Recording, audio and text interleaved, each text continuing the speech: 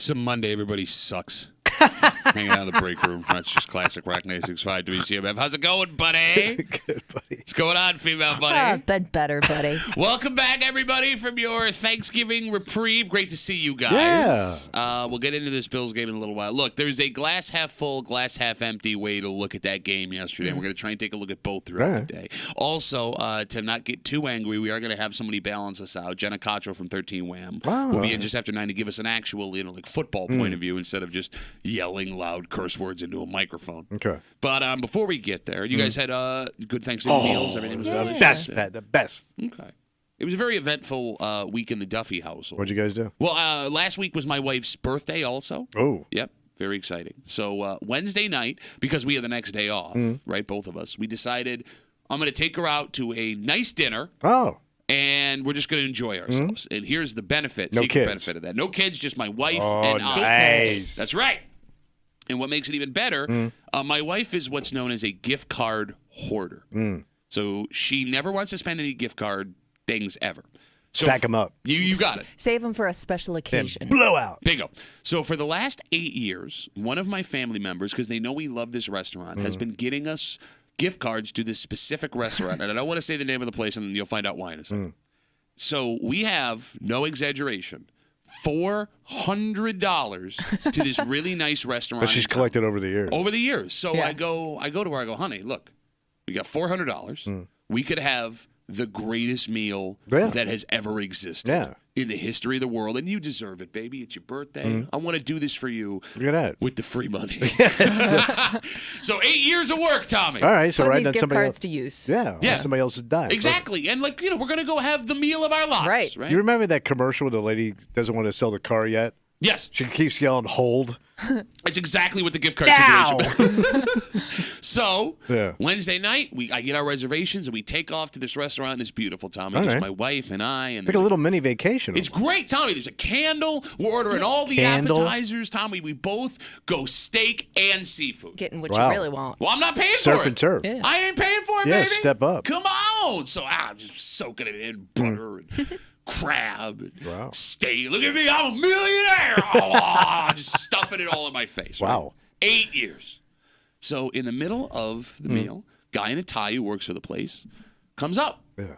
And he goes, hey, how are you? Introduce himself. He goes, that man over there. And he points. And there's a guy that waves, just a guy. Yeah. He goes, he wants to take care of some of your bill. And I have no idea who this man is. I've never heard of that. Usually you buy somebody a drink. That's what I said. And I go, Buy him a Bill. Well, this gentleman would like to buy you a fine, fat goose. So I said the same thing, and I assumed it was drinks up front, which I felt bad about because my wife, having the gift card, went high end on the drink. Yeah. Right? And I go, no. And he goes, no, he's insisting. Right. So I go, okay. So now I have to get up and say thank you, obviously. Yeah. So I get up, I walk over, he listens to the show, he loves the show, he wants to do this nice thing. And he keeps saying part of your bill, and it's not clicking with me. It's not clicking. All right. So long story short, the meal goes on, and I start to think to myself, I go, if part of our meal is taken care of, how many of these gift cards can we use? Oh. It's starting to Right. get like a little Awkward. Yeah. All right. So we continue eating, and then all of a sudden the waitress comes out with this big cake for my wife for her birthday. Oh, yeah. And it's got sparklers and stuff on it. Yeah. And I had put in, when I made a reservation, I go, it's my wife's birthday, just like as like an embarrassing, like bring her a piece of cake and Right. sing her a song. Everybody loves So they embarrassing. brought you Full-on cake. full-ass cake. Brought me a full-ass cake, sparklers and all this stuff. And I'm like, this is amazing service from this restaurant. So the waitress comes out. She goes, there's someone in the back who wants to talk to you. He'll be out in a second. I go, okay. Did they think Wheeze was there? This kid that I knew from back in the day. Wait, works there too? He's like one of the guys that cooks at this place. He's a chef. Yeah, no idea. Comes out, he's in his chef's coat. He looks all fancy. I haven't seen this kid in like 15 years. Gives me a big hug. It's great to see the kid. Yeah. Great to see the kid. It's like, happy for you. Listen to the show. So we got 2 listeners, it turns out. All right. So we got that going. Let's hold for on us. to those. He goes, listen, cake's on us. I thought you'd enjoyed it. And look, we want to take care of part of your bill. Wait, but the other guy's taking care of it. It's like part of it. And I go, whoa, no. How many parts of a bill they I taking? don't know. We're divvying up bills here, Tommy. All right. So I'm begging him. I'm going, no. He goes, listen, I insist. Thank you. Man. I go, okay. So I sit down with my wife, and now we have to have a very unpleasant conversation because we now definitely cannot use the gift cards. Right.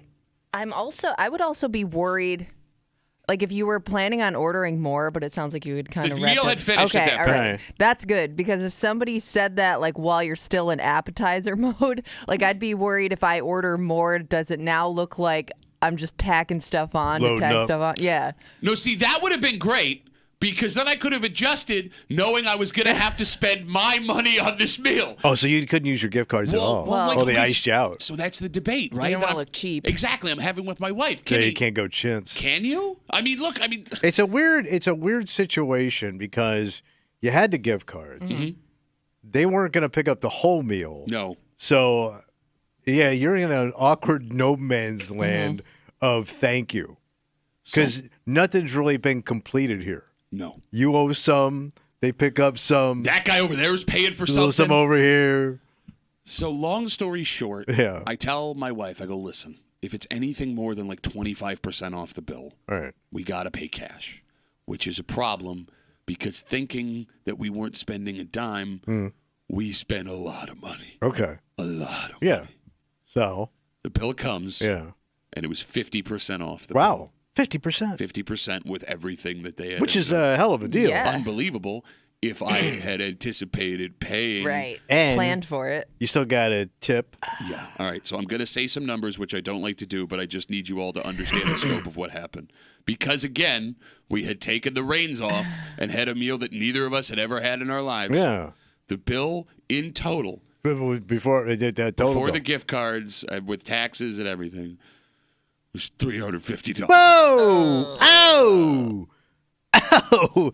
But we had $400 in gift cards. All right, so Like, you I would've been- literally yeah. prepared for I that. walked yeah. it right up to the line All right. with tip. I walked it right up to the line, Man, big ain't old high fat on the tip. hog. I mean, bro, like I had it. Like again, when Yeah. you wait 8 years, I'm gonna spend every dime I got on these cards. I walked it right up.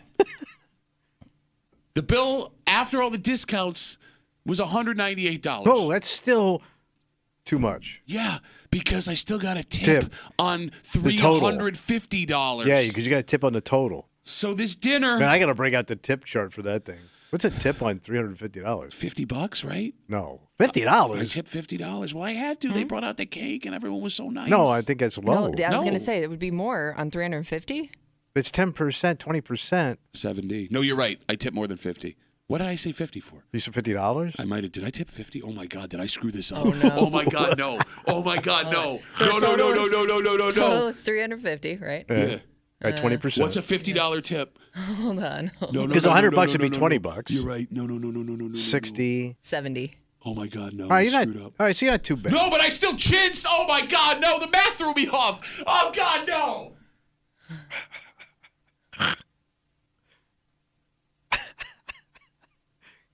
Old hell, Well. King Chintz. I Can't didn't go mean back to. there. I didn't mean to. Oh, Chintz-a-lot. Sir, Chintz-a-lot. I'm gonna cry. Table for two, Chintz-a-lot. There's your fine fat steak, sir. Oh, how did I do that? I don't know. I always had to break out the calculator on my phone to figure it out. I Yeah. should have. Well, that's over 25% on the discount. Hey, there you go. bill. Oh. But long story short, Yeah.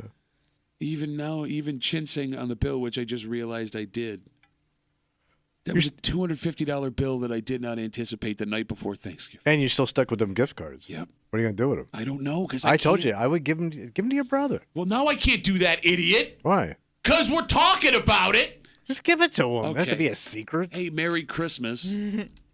Hey, it's $400. No, because they come from a family member, so he watches us open them every year at Christmas. He's going to know that Bro, where you we got slide them it on the from. side. Okay, geez. You can't slip your brother a gift card? You know who could really use it? What? Your parents.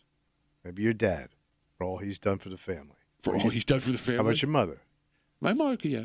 Your mother would love it. Or I could just get it to go and use somebody else's name. You could 'Cause do that. That's when I started calculating. Oh, 'cause yeah. Yeah, just phone in an order. Would you have used the gift cards? Would you guys have used the gift cards? I would have used the gift cards. Yeah, I mean, Yeah, you could use- I really don't see.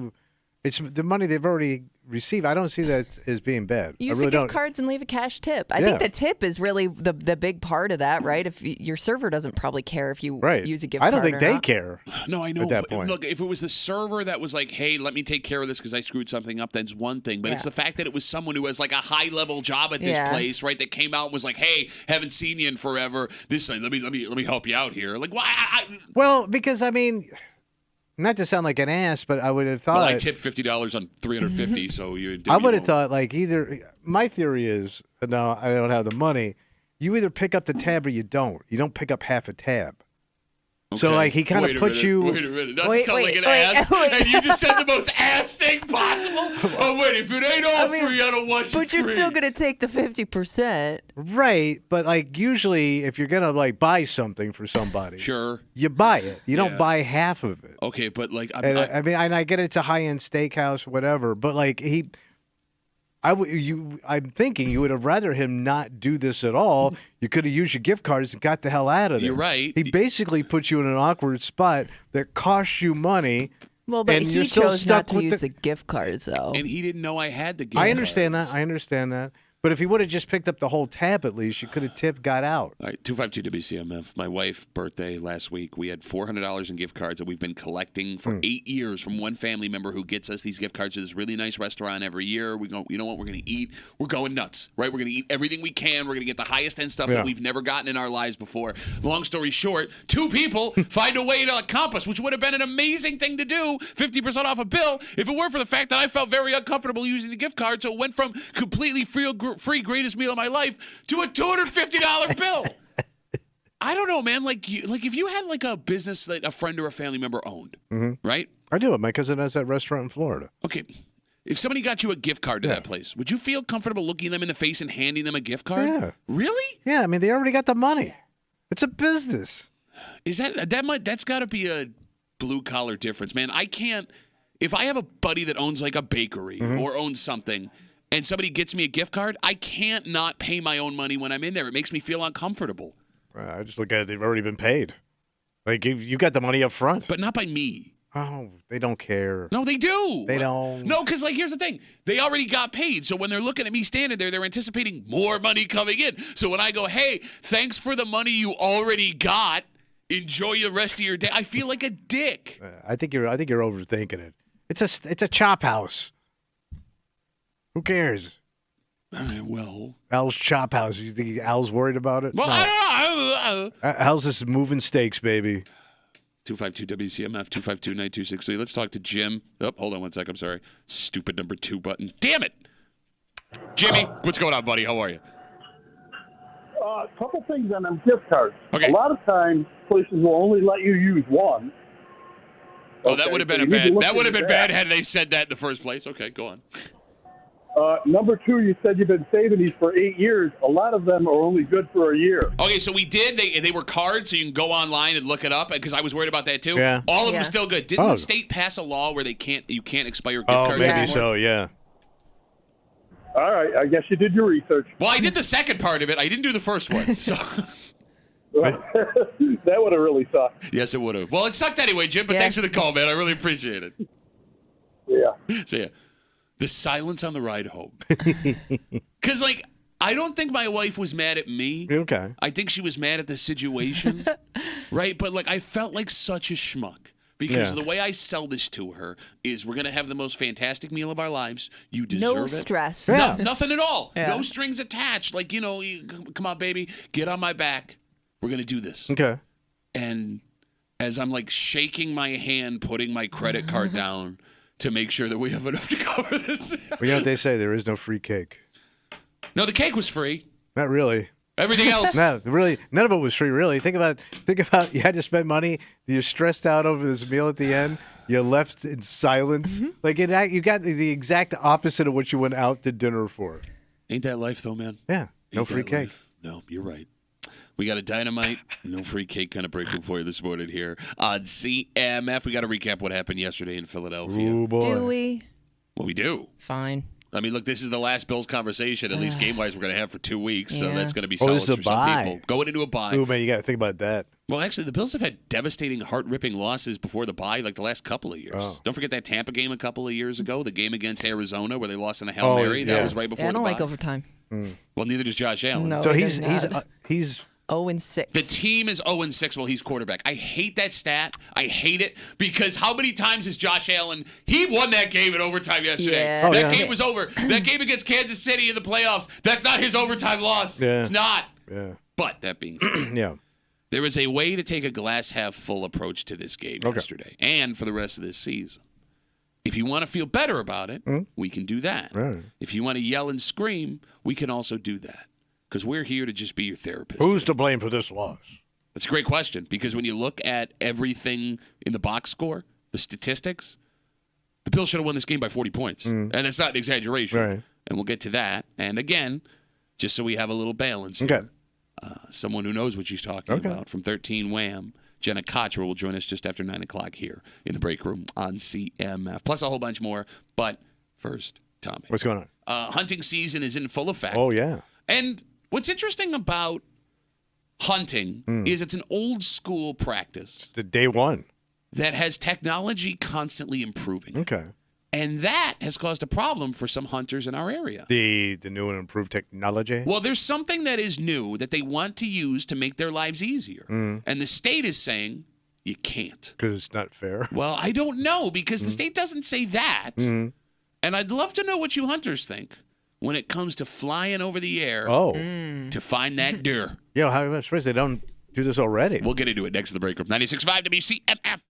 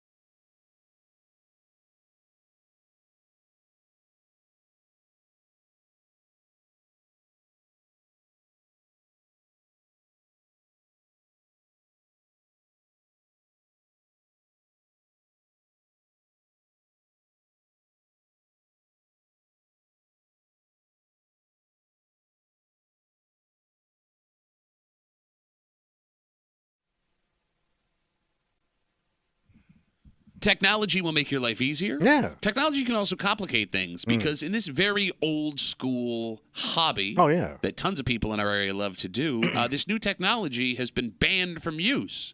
But the weird thing is the state can't give a good reason as to why. I mean, it makes sense to use the damn. That's but what I'm thinking. I don't think they're using it the way you think they're going to use it.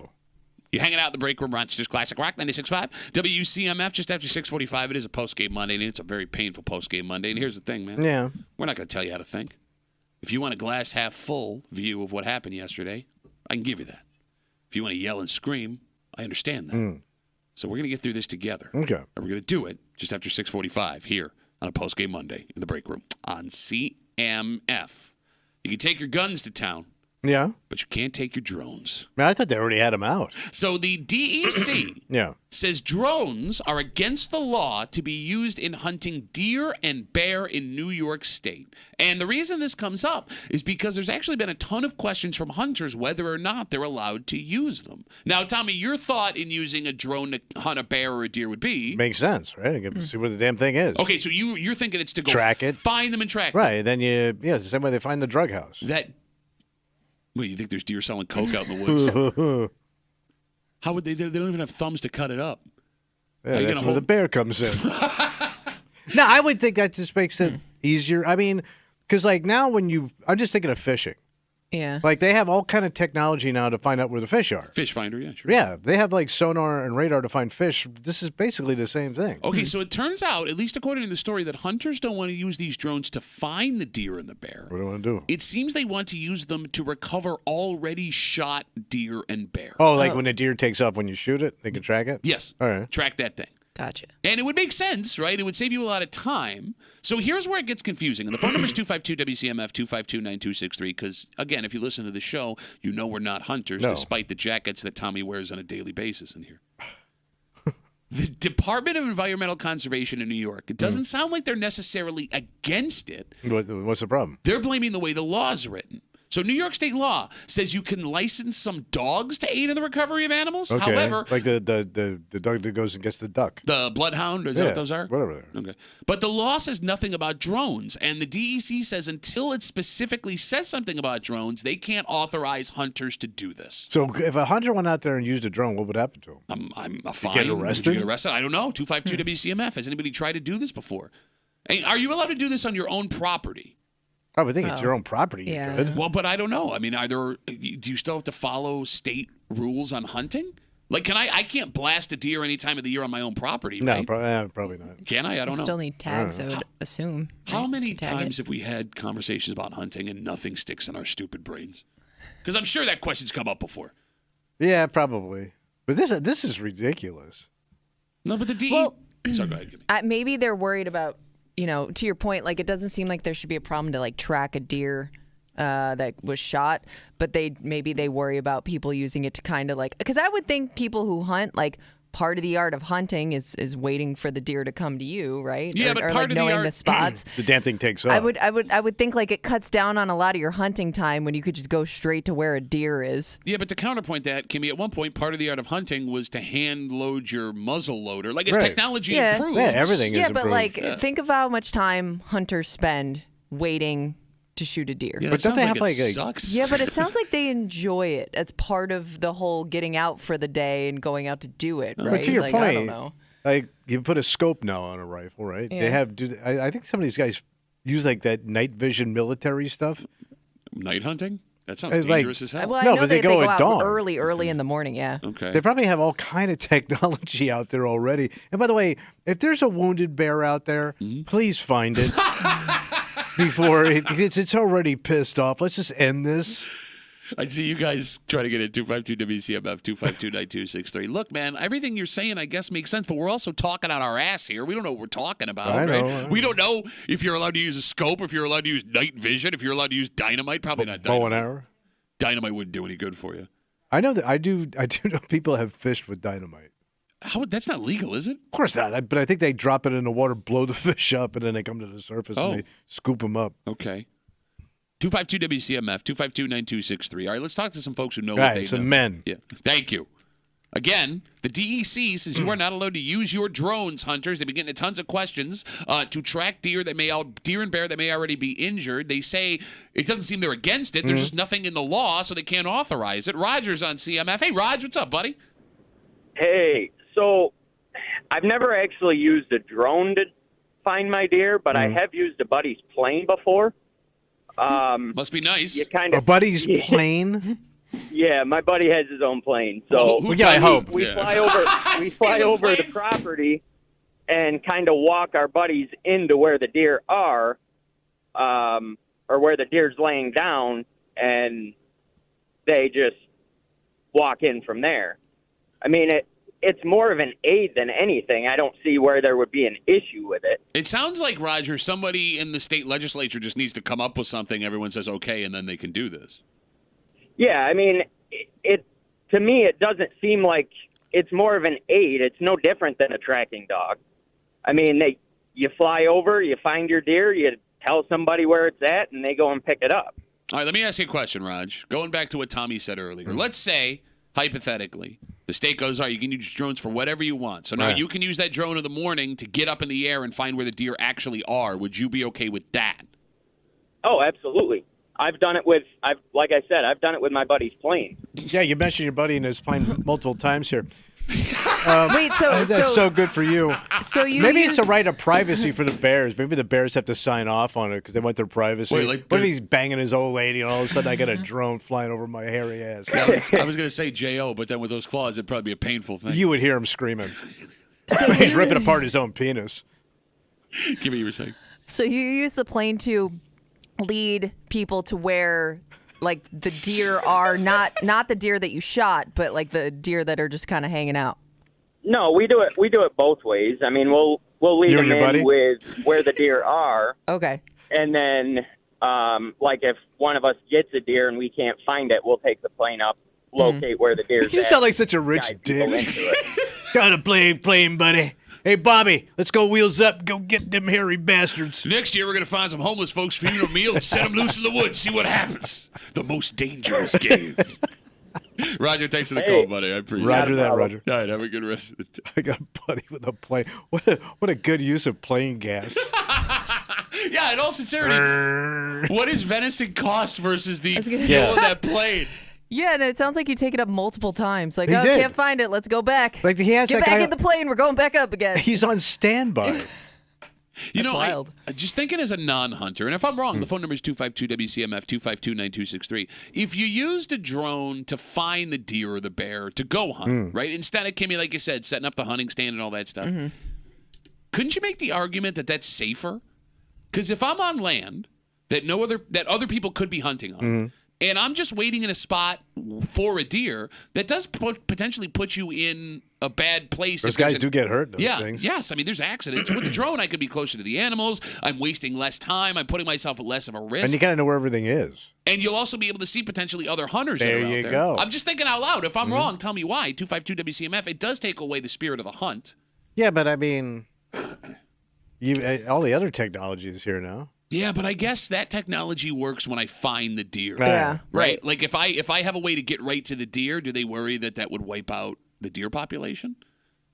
Are they worried about? I mean, you would have to kill so many deer to do that. Well, I don't know though. Like Place is slammed with deer. we'd have to kill so many whales off of ships to do. Oh no. Yeah. We'd have to kill so many penguins. Oh no. Polar bears is a pilly. Oh no. Well, then we still got whales and penguins that keep making movies about. They're not real whales and penguins, you idiot. They are. Oh, March of the Penguins. Those are real penguins. Those are real. What do you think? They're actor penguins I as thought part you of the meant like union? the- They have their animated sight cards. I don't know, it does feel like it is just a matter of time before this stuff is legal. Because, like, it doesn't make any sense at minimum to keep you from finding that deer using the drone. I don't even know why you need a law. Like, you need a law to go do this. Well, I Okay, think you here's- need a law for drones in general, right? I mean, there's certain the regulations ones you have that to buy follow. like Radio Shack or whatever. Okay, yeah, there are FAA. Like they have to, clear. I don't know what the heck mean, those they have things- to do, but they do. there are regulations they have to follow. But if Yeah. I go to the hobby shop, I buy a drone. Sure. I got to go down to the airport and register right next to the If 747. it goes above a certain height, Yeah, because those things get sucked into, like, plane engines and smashed. Like, you know what I'm saying? It's not good. It's like Okay. the same reason you don't shoot a firework at a plane. You don't? Maybe when you're drunk at water parks, an unplanned water park visit at 34. I know. At minimum, it seems when this thing goes, if they make it legal, it's an entrepreneurial business opportunity for some woodsman that owns a drone. Yeah. You know what I mean? Like have a couple of guys in town that own one of these things. That'll You help just you go up and locate. look for the deer for the guys. Yeah, because all you'd have to do is call the guy, put the drone up in the air, boom, you're there. Yeah, but then what about Roger's buddy with the plane? He's out of business. He's buddy. out. He's out. He's out of business. Not like you taking the plane up anyway. I got a buddy with a plane. I'd like a buddy who could just get one more stop in overtime. That'd be good. And here's the thing: you can't even be mad at the defense, Kimmy. You can't. I mean, the performance they put on in that game against that offense. All right. I don't know who to be mad at. I'm just sad. So there's two ways we can get into this, and I'm open to all of them. I can give you a glass half full look at that game yesterday. All right. Because despite what you've been reading all night long, the demise of the Bills has been greatly over-exaggerated. All right. However, So you're saying there's light? Oh, no, there's definitely light. In fact, after yesterday, even after that heart-ripping loss, I think there's more light than there was going into that game. That being said, when you lose a game like that, in the position that you're in, you have every right to want to scream and kick and break things. And we'll do whatever you guys want to do. Right. And we'll do it next here on a post-game Monday in the break room on CMF.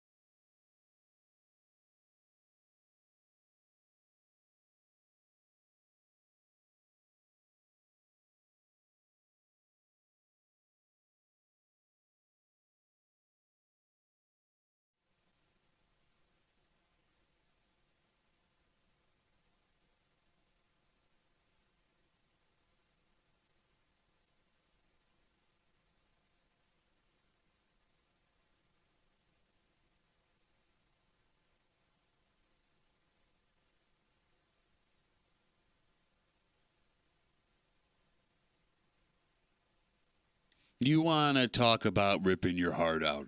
What happened? Shut up. The Bills had the defending NFC champs on the ropes last night.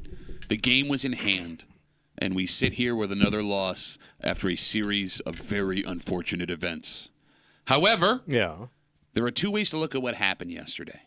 And I know that not a lot of Bills fans have considered the alternative. So here's the thing. All right, what you got? I have the glass half full view of what happened last night, if you want to hear it. Okay. But I also understand you may not want to.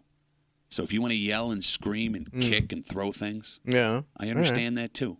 And we can do whatever you want to do here. All right. You're hanging out in the break room. Rochester's Classic Rock 96.5. WCMF just after 7 o'clock this morning. A story that happened the night that we had our last show here, Wednesday night, the night before Thanksgiving, at the border in Canada. And this story was nuts from beginning to end. My God, I completely forgot about that. I know, and look, we normally don't talk about stuff that old, but there is one little detail in this unfortunate story that may have everybody listening right now, that little thing that's wrong with your car, have it go taken care of immediately. Yeah. You know what I'm saying? Yeah. We'll get to it just after 7 o'clock here in the break room on CMF. The Bills somehow lost in overtime to the Eagles last night, 37-34. And I say somehow because the Bills beat them in every way possible, and by a lot outside of the final score. The Bills outgained the Eagles by 125 yards. They almost doubled up time of possession. They won the turnover battle. Josh played what was his best game of the season, what was one of the best games of his career. And they looked great. Yep. And somehow, Kimmy, they could not close that game out. No, they couldn't. Everybody played great till the end. They just came up short. And here's the thing. I don't even think they didn't play great towards the end. I mean, it's not like the defense it's not like the sea parted. I mean, it was an unfortunate miscommunication there at the end because had you scored a touchdown, game over, right? I mean, that's all you had to do. Kimmy, I am standing up with my hands in the air. Gabe Davis has 3 full yards of separation, and he breaks the wrong way. So if you can't put it on the offensive coordinator, because he did a great job. Sure. And you're saying the defense looked great. I mean, the defense did what they had to do. The first half, they couldn't do a damn thing. Couldn't believe what I was watching. Yeah. So it has to fall on McDermott. Okay, but because people were screaming that he managed the clock wrong. He took a knee. That was a big criticism. All right, so let's talk. He left 2 timeouts on the table. He burned a timeout, or he did some of the to freeze the kicker, and had 1 timeout left. Let's talk about the last 20 seconds in that game. All right, because a lot of Bills fans yesterday wanted Sean McDermott to push the ball down the field with 20 seconds left and 1 timeout. Try for a field goal at least. You got it. Yeah. I am completely fine with taking a knee there. All right. Here's why. I was at the time, but now looking back on it, you kind of wonder what if, right? I mean, it's Kimmy, let's talk. It's all in hindsight. Let's have a chat. And a lot of Bills fans are pointing to what happened in the Lions game on Thanksgiving last year, right? You had that 1 strike play to Stephon Diggs to put you into field goal range. It had been raining all night long. Oh, yeah, miserable. The longest pass play the Bills had all game was 31 yards to Khalil Shakir, and that was when you were pounding the rock on the ground. You have 1 timeout. The chance that you get into field goal range is the same as the chance that Josh throws a pick or he coughs it up on a sack when they're blitzing everybody. Look, man, you need 2 30-yard plays to get into field goal range in 20 seconds. Kimmy, are you confident in that weather? Because that last drive, they ran the ball, 5 times? They passed it twice, and only one of those passes was ahead of the line of scrimmage, and it was for 6 yards for a touchdown. You got to take a knee there. Do you think they felt the pressure of Bradley Cooper watching them? Could we, forgot? Who cares? Who cares They about kept Bradley showing Cooper? him nice and dry. Everybody's miserable. He's in there drinking champagne. Having a grand old time. Nice beard, jackass. I don't know. 20 seconds is a lot of time when you have 2 timeouts. Yeah, I 1 understand. timeout. Oh, you're saying if they didn't burn the 1. And Josh is If they having a didn't great burn the 1, sure. No, I thought they had 2. No, they had 2. He iced the kicker and left And then him they with 1. won. Yeah. Oh, I thought they had 2 with 20 seconds. It doesn't matter. You were saying. I'm sorry. And he was having the game of his career. Bass also And they were missed. they had the momentum. Who Bass? Yeah. I was worried about going into overtime. But just based on a coin flip, right? But okay, coin flip, fine, but you win the coin flip. And here's the thing. I mean, Joe Brady, the new offensive coordinator, the guy's had 2 great games. They had confidence in their running game, and they marched down the field. It was there. It was there to be had. And, look, if Gabe Davis breaks the right way, we're not even having this conversation right now. We're popping champagne this morning. Yeah.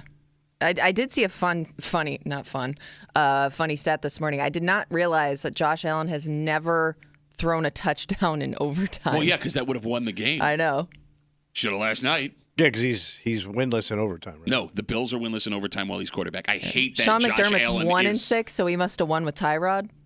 Yeah, what game would that have been? Early in his career, obviously. All right.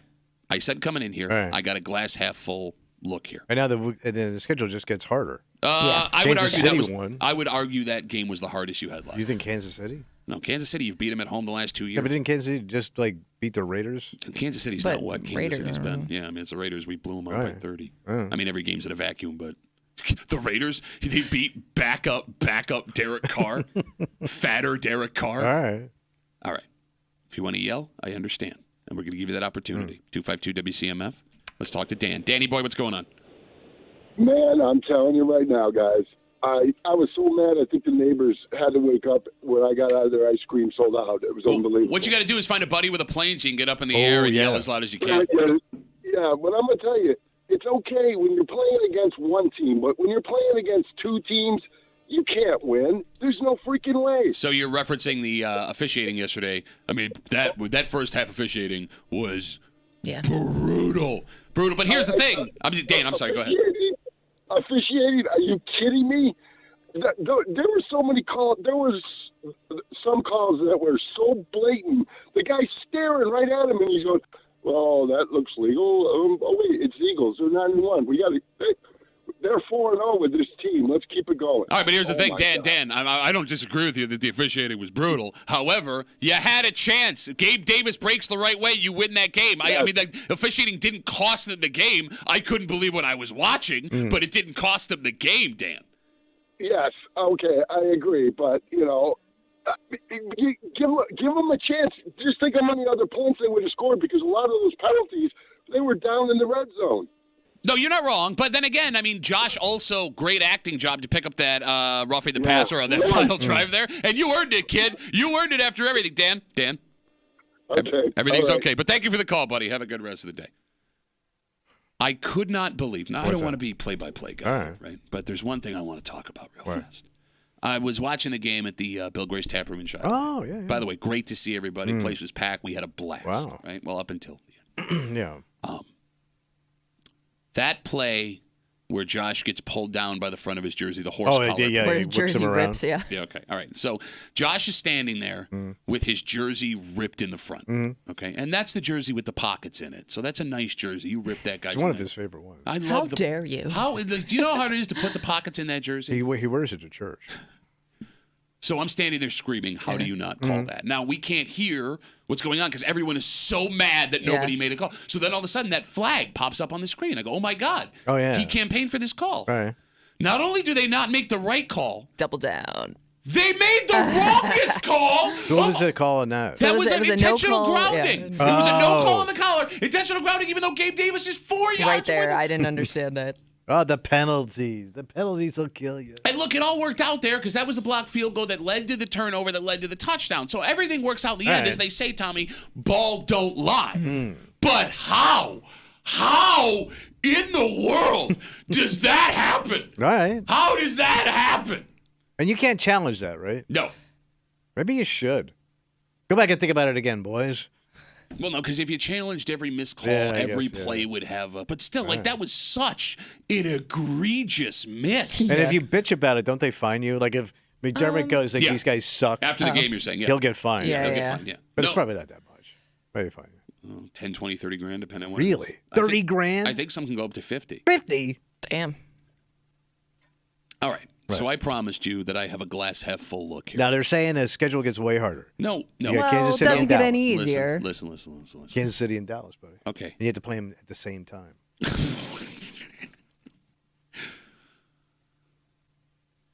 There is another way to look at this. Right. The Bills have scored at least 34 points in back-to-back weeks. The offense looks different. Josh looks more confident. You saw it last night. Right. All right. I know there are no such thing as moral victories. That being said, you should have beaten the best team in the NFL last night. And the Eagles sure look like the best team in the NFL. They're better than Kansas City. They're better than Dallas. You've got to bye to get healthy. And you got to win 4 out of your last 5 to get to 10 wins. Is it that crazy? after what we've seen the last 2 weeks to think the Bills can get 4 out of their last 5. All right. No, it's not as of now. I mean, I just think that loss last night, it hurts so bad just because of everything that they've done prior to it. I'm right? with you. Look, I I'm mean, with you. it's hard to look ahead when you can point to all these things in the past and be like, they'd be in such a better position had they beat Jacksonville. Who looks really good right now, by the way. But like all these other losses that you just felt like they came up short in, Look, it makes this loss like 100 times worse. New England and Denver are the two that really bother me. That loss yesterday, look, it sucks. But that opener to the Jets. Yeah, that one too. yeah. Not so great. It hurts. Look, despite all the mistakes throughout the game yesterday, despite the atrocious ref situation, and like I said, I don't think that cost the game, but Yeah. despite the injuries and the weather, if you told Bills fans the Eagles were kicking a 60-yard field goal in the wind and the rain to try and send it to overtime before the game started, everyone would have taken that. No, sure. Am I wrong? Yeah. I mean, that kick was miraculous. Not to mention the game was won in OT if Gabe Davis makes the right break, right? It is funny to me the difference Bills fans feel right now based on age, because I'm all over social media last night. So I'm 37 years old. The most formidable years of my life were in that Bills drought. I thought it was Milk Club. Well, yeah, that's The why Milk Club Milk Club years. my bones are strong. Well, I had a buddy that would fly us out to Milk Club. I'm more optimistic now than I was before that So game you feel started. good? Because I'm thinking like they're out of gas. Optimistic, not good. Because I'm thinking like you played the greatest game of this season and you lost. Sometimes it happens when In you the win. rain. I also don't Yeah. think people give Jalen Hurts enough credit. Like, that man should play poker. I don't know what he's thinking at any time. Like, he is just so dialed in and focused. I don't know. And he 200 yards, not that impressive. but he won the game. I mean, he made some. How can you not give that guy credit? He made some insane throws into the end zone, and then you're going to put that on him? yes, he put it out just of a reach. breakdown in coverage. I mean, Micah Hyde is on his flat feet. He And I had- love Micah Hyde, but dear God. He had a dud of a first half, and he led his team to a win 200 yards. But he also without that affecting him at all. But he also ran it in, which was also insult to injury, Yes, right? but like saying... And so, like, it's like that.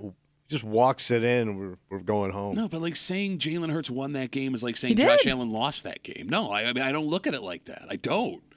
Oh, I look. So I've who won watched, the game then for the Eagles? I think the running game down the stretch was a pain in the ass. That hurt him. Right? I mean, I'll give it to the field goal kicker. That kick in that rain. All right. I mean, it just seems like if don't get me wrong. I've seen Jalen Hurts play amazing football. I wasn't walking away last night like, wow. It just seems to me like I know you need to buy to get healthy. Yes. But it still seems like now I got a whole extra week to think that we yeah, lost it that sinks game. in. Sure. No, I'm with And you. I just like listen, if you had less time to think about it, just get back to playing. Sure. Well, no. That's got to lay like lead. But they got to get healthy. I mean, even with all I the know, I injuries. understand that. I'm just talking about in your head. Like you lost that great game. Like you played your asses off on both sides and you lost. Sure. And now you go, what do we have to do to win here? Okay, but I think it's more devastating for us than it is for the guys that are in that dressing room. But how many times do we have to watch the greatest game you ever lost? Because Yeah. every season they come up with this amazing game that they blew in overtime. No, look, you're not wrong. You mentioned them all. Yeah, no, look, but here's the thing, and this is what's Like funny. you could get a box set of just those. Screw Seinfeld. Get that for somebody for the holidays. Why would I want that? Well, they always push Seinfeld on people. Shut up. No, Seinfeld or the worst losses in Bills history. But that's what's so funny about this age difference thing, right? Like, if you're under 30 years old and you don't have formidable memories of the drought years, those people want McDermott fired. They want the stadium canceled. They want the Pagulas to come out and make a public apology. And I'm not saying this. I'm just gonna throw one of our good buddies under the bus because I saw this from a man who I would never think would tweet something like this. But our good buddy Mike Danger last night, he was a part of the Fire McDermott crowd, and I was disappointed. Where the wind blows. That's what they call him. Wind blowing Mike Danger. Look, that loss last night. Yeah. It wasn't even a top 10 loss in franchise history. I would argue it's not a top 10 loss in the last decade of the franchise. Oh. Right? Like, I feel like an old-timey gold prospector that had to travel across the country, living in San Francisco, and I'm like 80 years old. And There's overtime in them narrow hills. Exactly. And some kid just flew on like a new airplane. It's like, wow, that trip was rough. Shut up, kid. I had to eat my cousin to get here. Was that Rogers playing? His buddy? Roger? Look, man. But you got to admit, like that was the greatest. They're saying that was the best game of the season. Yeah, If yes. you didn't have any skin in the game. No, you're to right. watch. You're absolutely right. It was an amazing game up until my heart got ripped out. Yeah. Look, man, 4 your last 5, you can beat Kansas City All on the right. road. I'm not worried about that. Dallas comes to Buffalo. I don't think Dallas is as good as everyone thinks they are. They're a Miami kind of team where they beat up bad teams. Okay. And when good teams show up, it's not good. And then you got Los Angeles. Ooh. Very beatable. L.A. though. What about it? Do we have to go to L.A.? Yeah, we're going to L.A. Teams traveling west to east perform worse than teams traveling How's east that to work? west. That's just the way it is. Like maybe it's a time difference thing. All right. And then you got New England and Miami. I mean, it's All right, doable. all right. Look, man, if you keep scoring 30 points a game, you win these games. So how many more losses can we endure? One, and One out of the next 5? you got to win 4 out of 5. You All need right, to be. all right. Yeah, you need to be Okay. at 10 wins. And if you're going to take a loss, the best loss to take is against Dallas because it's an NFC team. Okay. Doesn't it also though matter how the rest of the AFC shakes Yeah, out? Though? because I mean, there's no guarantee. 10 wins is going to get you there. Look, I know a lot of people are saying, oh, the Bills are in 10th place right now. None of that matters right now. You get to 10, everything else is going to shake out. The Steelers are not world beaters. The Browns are falling back to earth again. The Chargers are completely out of it. The Bengals are done after yesterday, right? And even the Texans lost yesterday, Kimmy. So Texas. There's gold in them there, Texans. Deep breaths. All right. Week off. Okay. 4 out of 5. Relax. Let's go. All right. Because if you go to Kansas City and get this win, the outlook's Oh, boy. totally different. All right. All right. That being said, let's take a break. What an unbelievable story. It was almost a week ago. Yeah, because you didn't get all the information up front. It just the story kept changing. Could have fooled me based on how they reported it initially. Well, originally it was like, yeah. But then when I find out what kind of car it was, I thought that was wrong. Like, no, Yeah, it there's was no all way. strange. Why is that car there? No, but like even the initial... That didn't make sense. I'm with you on that. And even the initial argument that it was terrorism didn't make sense once you found out the most simple detail in the story. But what went from, oh my God, we're all under attack, to what it actually was, if you're one of these people, and we've all done it, that are putting off tiny little repairs on your car that you think aren't a big deal, you might want to go get that fixed like now. All right. And we'll get into it next to the break group. 96.5 WCMF.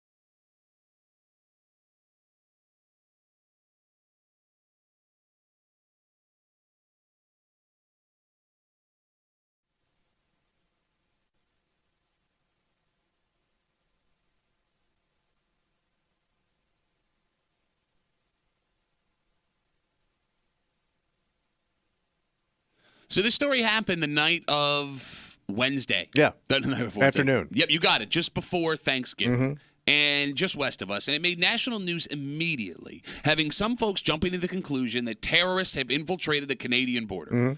But the actual cause of this horrific accident might hit a little closer to home. Oh.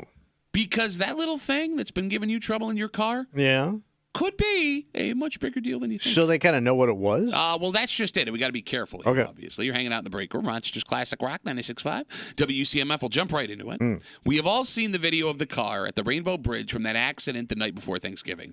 The video is insane. It looks like a movie. Yes. So witnesses said at first they thought it was a plane. Oh. And Because it was going so fast. it came Where it from came up from. high. Yeah. It was just a blur, came from, and then it exploded, right? And very scary situations at first, with some outlets not speculating, straight up reporting that the car was connected to terrorism. Right? There were reports out there that the car was full of explosives. They also said there was 2 men in the car. Yes. I also saw that. Which got you very excited. The first report I saw also said that it was coming from the other way. It was confusing if Right. it was coming into the Right. U.S. or going out. Yeah. But see, here's the thing. It wasn't, because if you watch the video, it clearly comes from the U.S. side. It does. Which, if there's an issue with folks trying to sneak over to the border, you made it already. Yeah. You're in America. Anyway, the actual cause of the incident might be even crazier.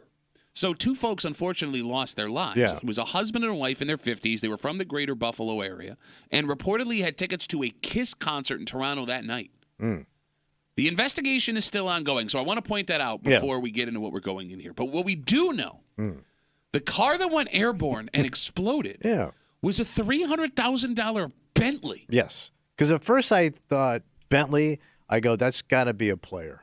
Bills player. Oh. Oh, yeah. How many Bentleys are in Buffalo that aren't owned by Bills or former Buffalo Bills? It's a good question.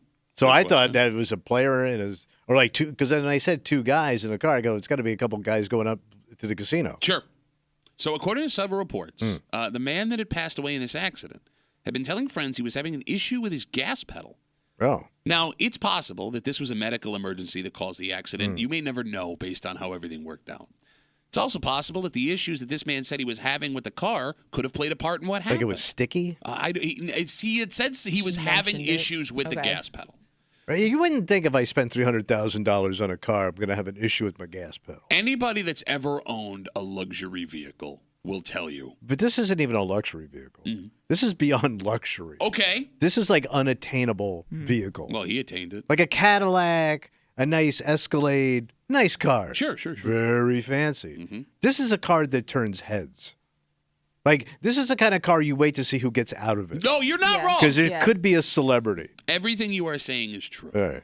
But, All right. So, but I wouldn't even know I'm having an issue with my gas pedal. well, if I mean, unless it was like really crazy, maybe Be that something off. like herky jerky. herky jerky. Yeah. Like it wasn't responding when I was hitting it. I've given you all the details. You now. herk and then it jerks. Gotcha. You jerk, it herks. So you're herking and a jerking, jerking and a herking. herking. Ain't no cheese in Look, if this is the case, right, that it was a faulty gas pedal that leads to this horrific that accident, makes it rain Bentleys. there are some folks the last couple of days that got hit with a pretty serious dose of reality. All right. What's wrong with your car right now that could end up killing you? I don't 252 know. WCMF? How would you know, though? Well, see, anything wrong with your car could end up killing you. And I don't mean to be scary show, right? We're not trying to be like, what is in your car right now that'll murder you? But everything could kill you. Well, think about this, Tommy. Most people have a tendency to let little things or things they perceive as little things go for a while in their car. Well, I also think like sometimes it's just wear and tear. Like things get loose See, you're because doing the car's old. You're doing it.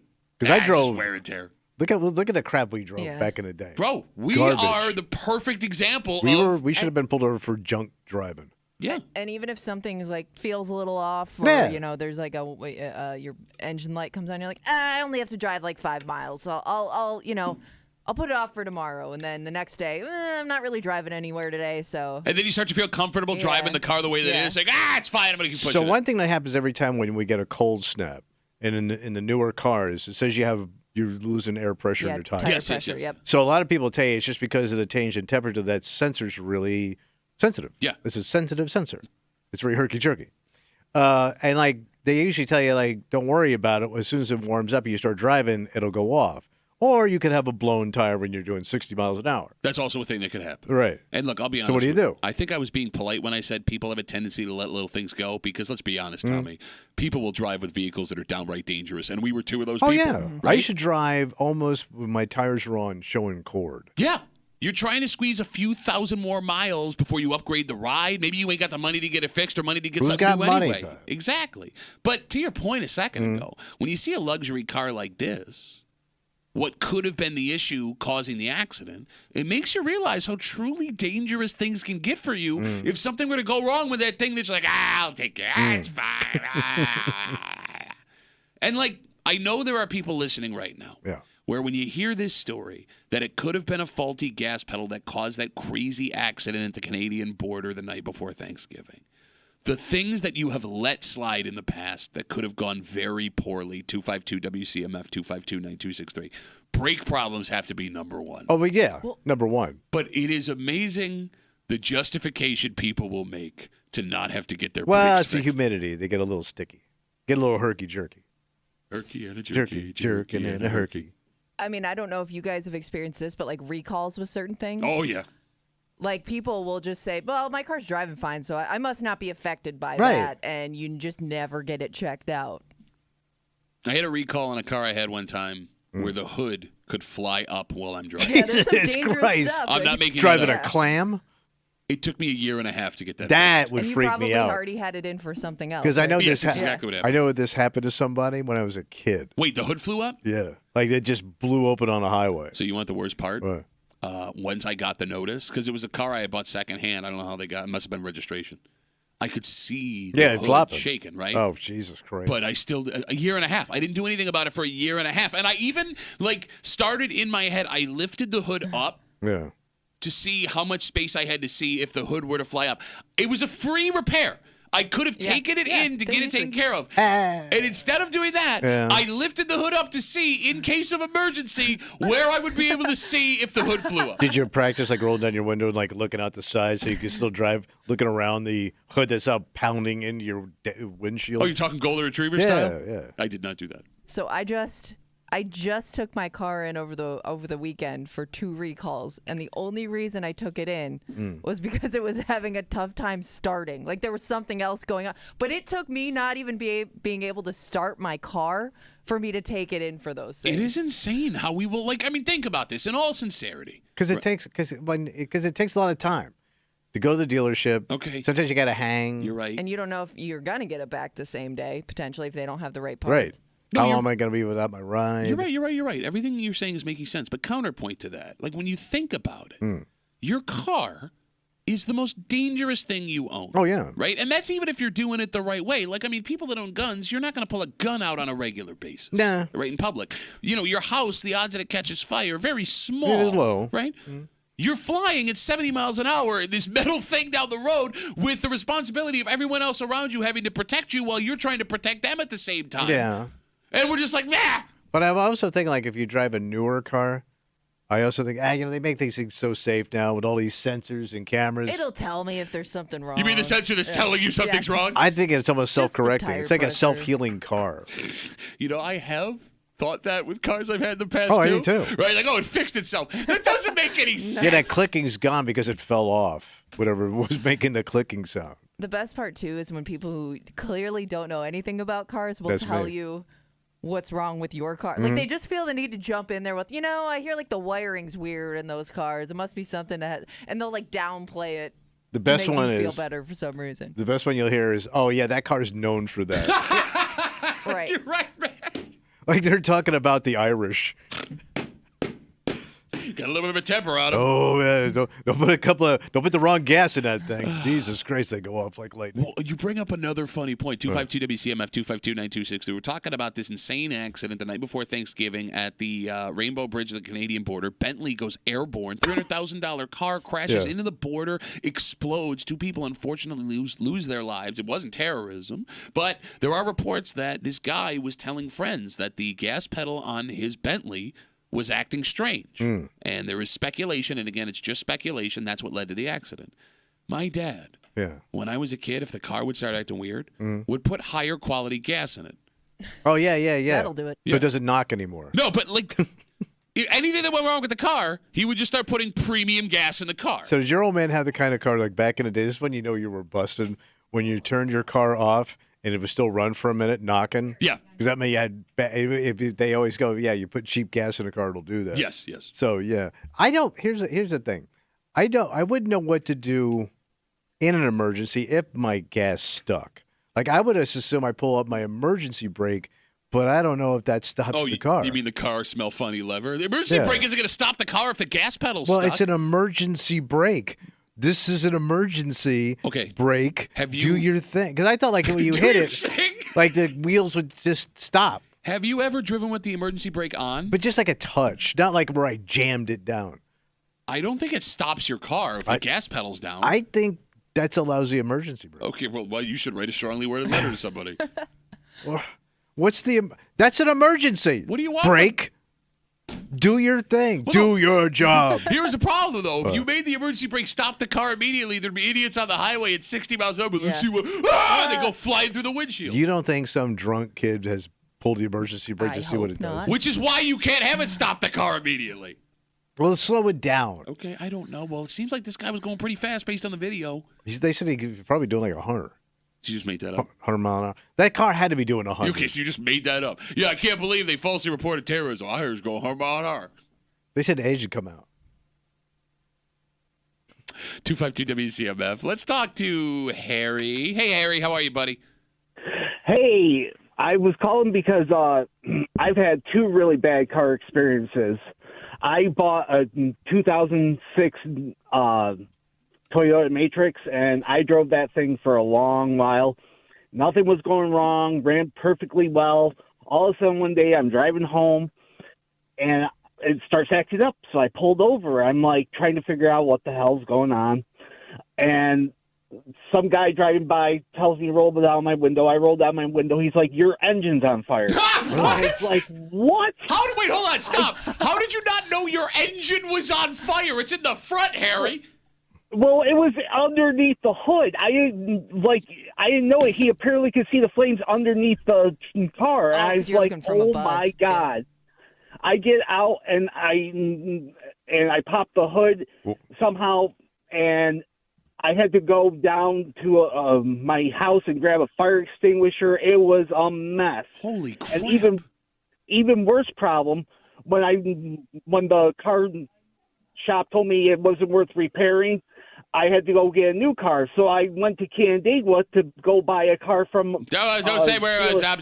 Okay. Yeah, we don't need those details. Yeah. I was just going to say the dealership. Thank you. Don't worry. I was test driving the car.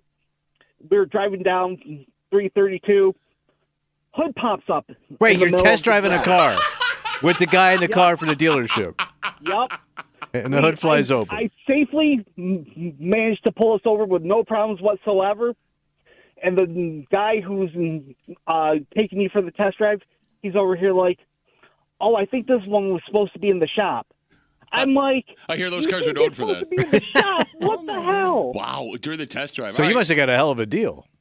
No, I ended up walking out of there. I was like, I'm not dying for this. Harry, it sounds like this might be a Final Destination situation for you, buddy. I see less Yeah, car, pretty- more, you know? Hey, Or Harry. on the plus side, I've made it 7 years past that time. So, Wow. Attaboy. Well, thanks for the call, buddy. Have a good rest of the day. My engine's on fire. Can I tell you the one thing that gives me massive anxiety? Like, I won't even let this one go, and I'm pretty bad about car stuff. The people with the spider web windshields. What do you mean? Like when you get the crack in it and they start to spider web out and it's just like across the whole thing, right? I know that's an expensive fix, right? But I thought if you get it on your windshield, your insurance, it's like free. Well, is it? Yeah. Then why are people driving like that? I don't know, because I thought like with your if you have car insurance, I always thought like, so I've blown out a few hatchbacks. I didn't have to pay for the glass; I just had to pay for the damage I did to the actual car. I see. But the insurance covered everything else. Okay. So then Even at the porno shop. Why are people driving 60, 70 miles on a highway when they can't see out of their spiderweb windshield? Can you get pulled over for that, though? I don't know. I see it all the time. Oh, I would think you should. I see it all the time. But like then, really bad. Yeah. Hey, like if something were to hit that, will the windshield shatter? Oh, Because like the would have structural to. integrity's all messed Well, up. I think it can shatter even if nothing hits it. Like once it gets to that spider web state, It'll just fall out of your window. I just think if you hit a pothole, the thing just comes raining down on you. No, that can't be I don't true. know. Well, I just You hit know it gets a worse. hard pothole. A hard pothole? Yeah, that thing goes splintered. As opposed to a soft pothole. Yeah. A cushy one. We'll take one more call, 252 WCMF. Let's talk to Ross. He's got the last word. Hey, Ross, what's up, buddy? Hey, got to share this one. At the time, I had a 1985 Dodge Charger that I'd gotten a fender bender with. That's a muscle car. And it affected the hood being able to, latch down. So it was being held with a bungee cord. That'll get the ladies. Okay. Oh, it did. Oh, tons. Anyways, I'm going over the Bay Bridge. It decides to break on me. Wait, the bungee cord snaps? The bungee cord snaps and the damn my hood flies up into my windshield. And you're on the Bay Bridge. I'm on the Bay Bridge.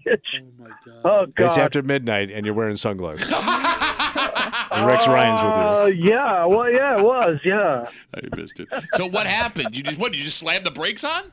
But you're on a bridge, No, man. well, I just coasted, let the wind, like a push the sail? hood down and pulled over and just coasted home the rest of the... Because you can't stop on the bridge. You'll get rear-ended. I just kind of, got over where you could, pull over on the right. Yeah. Over where you do that? And, I just basically stopped and, right. tried to tie down the hood so I could at least get home. Well, Ross, we're glad you made it, buddy. Thanks for the call. I appreciate it. Yep. I'm stopping. I don't care if I'm getting rear-ended. I can't see out of my effing windshield. Yeah. Yeah, that would be my first reaction, is to stop. Stop. Bro, I'd be waiting to just see water. Like, you know what I'm saying? Oh, like you go over the bridge. Yes, my biggest fear Yeah. would be, crash and kerplunk. Mm-hmm. Oh, all right. So I guess if you're going to take anything out of this break right now, we Get to the dealership. Get somewhere. Get if it you're fixed. herking and jerking, get to the dealership. Wait, if you're herking and jerking? And you're jerking and a herking. Herking and a jerking, jerking and a herking. There ain't no... All right, let's take a break. We are just a couple of days past Thanksgiving. Yes. And like with every other holiday, you get a little bit of a break here, right? But not this No. one, because it leads right into a bigger holiday. Yes. Multiple bigger holidays. And when it comes to Christmas traditions, like Thanksgiving is such a kick in the scrote because as soon as Thanksgiving is done, you now have to move on to this tradition like right away. Yeah. And there were a bunch of people doing it over the weekend. But this has to be the least fun of all of the family annual holiday traditions. absolutely. Because you can go buy one of these that will last you literally forever. You can go to a parking lot and pick up a live one if you want to. But the amount of people that will hike in the cold with tools in their hands to bring one of these home. We'll get into it next to the break. 96.5 WCMF.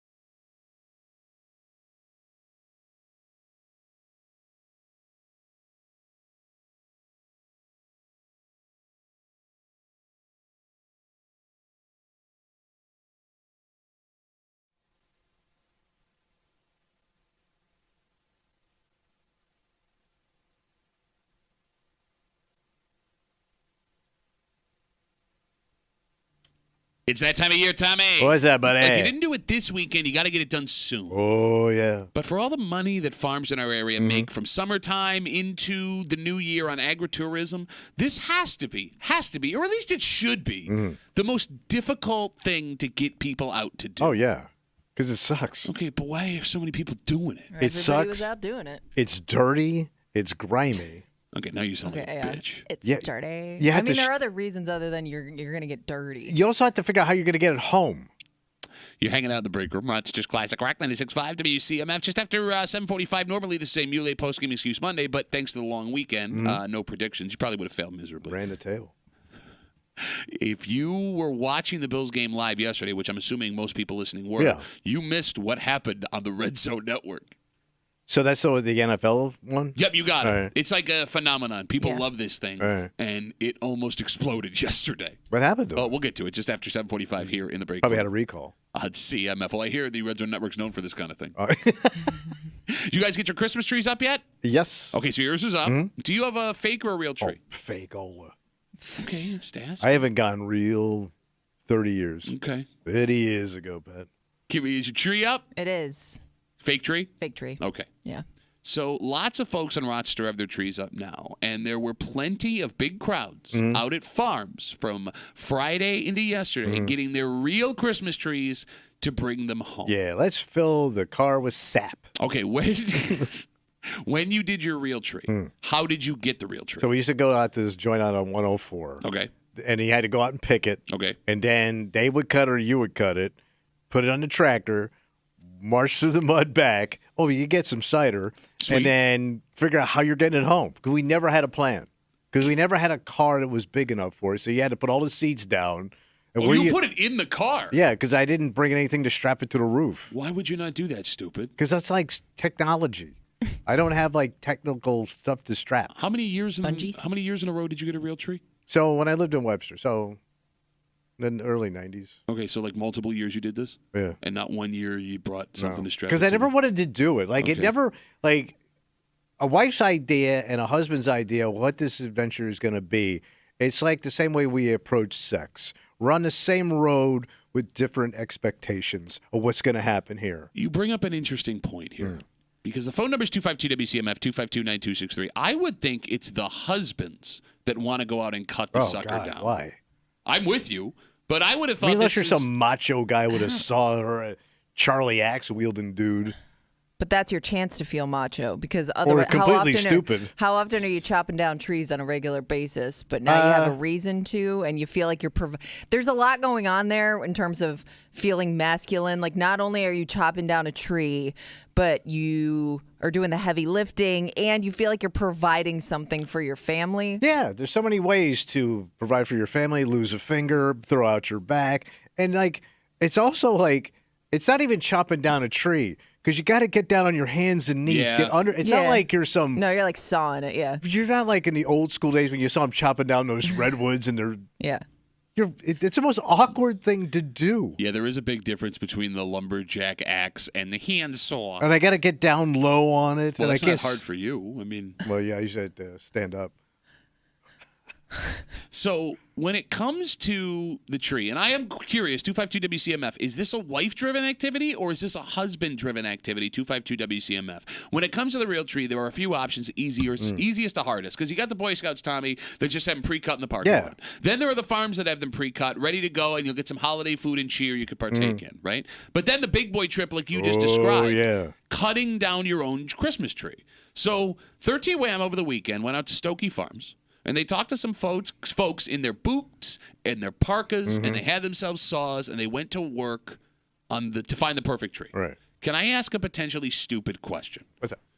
What is the benefit of cutting your own tree? Oh, it's fresh and pat. Is it? No.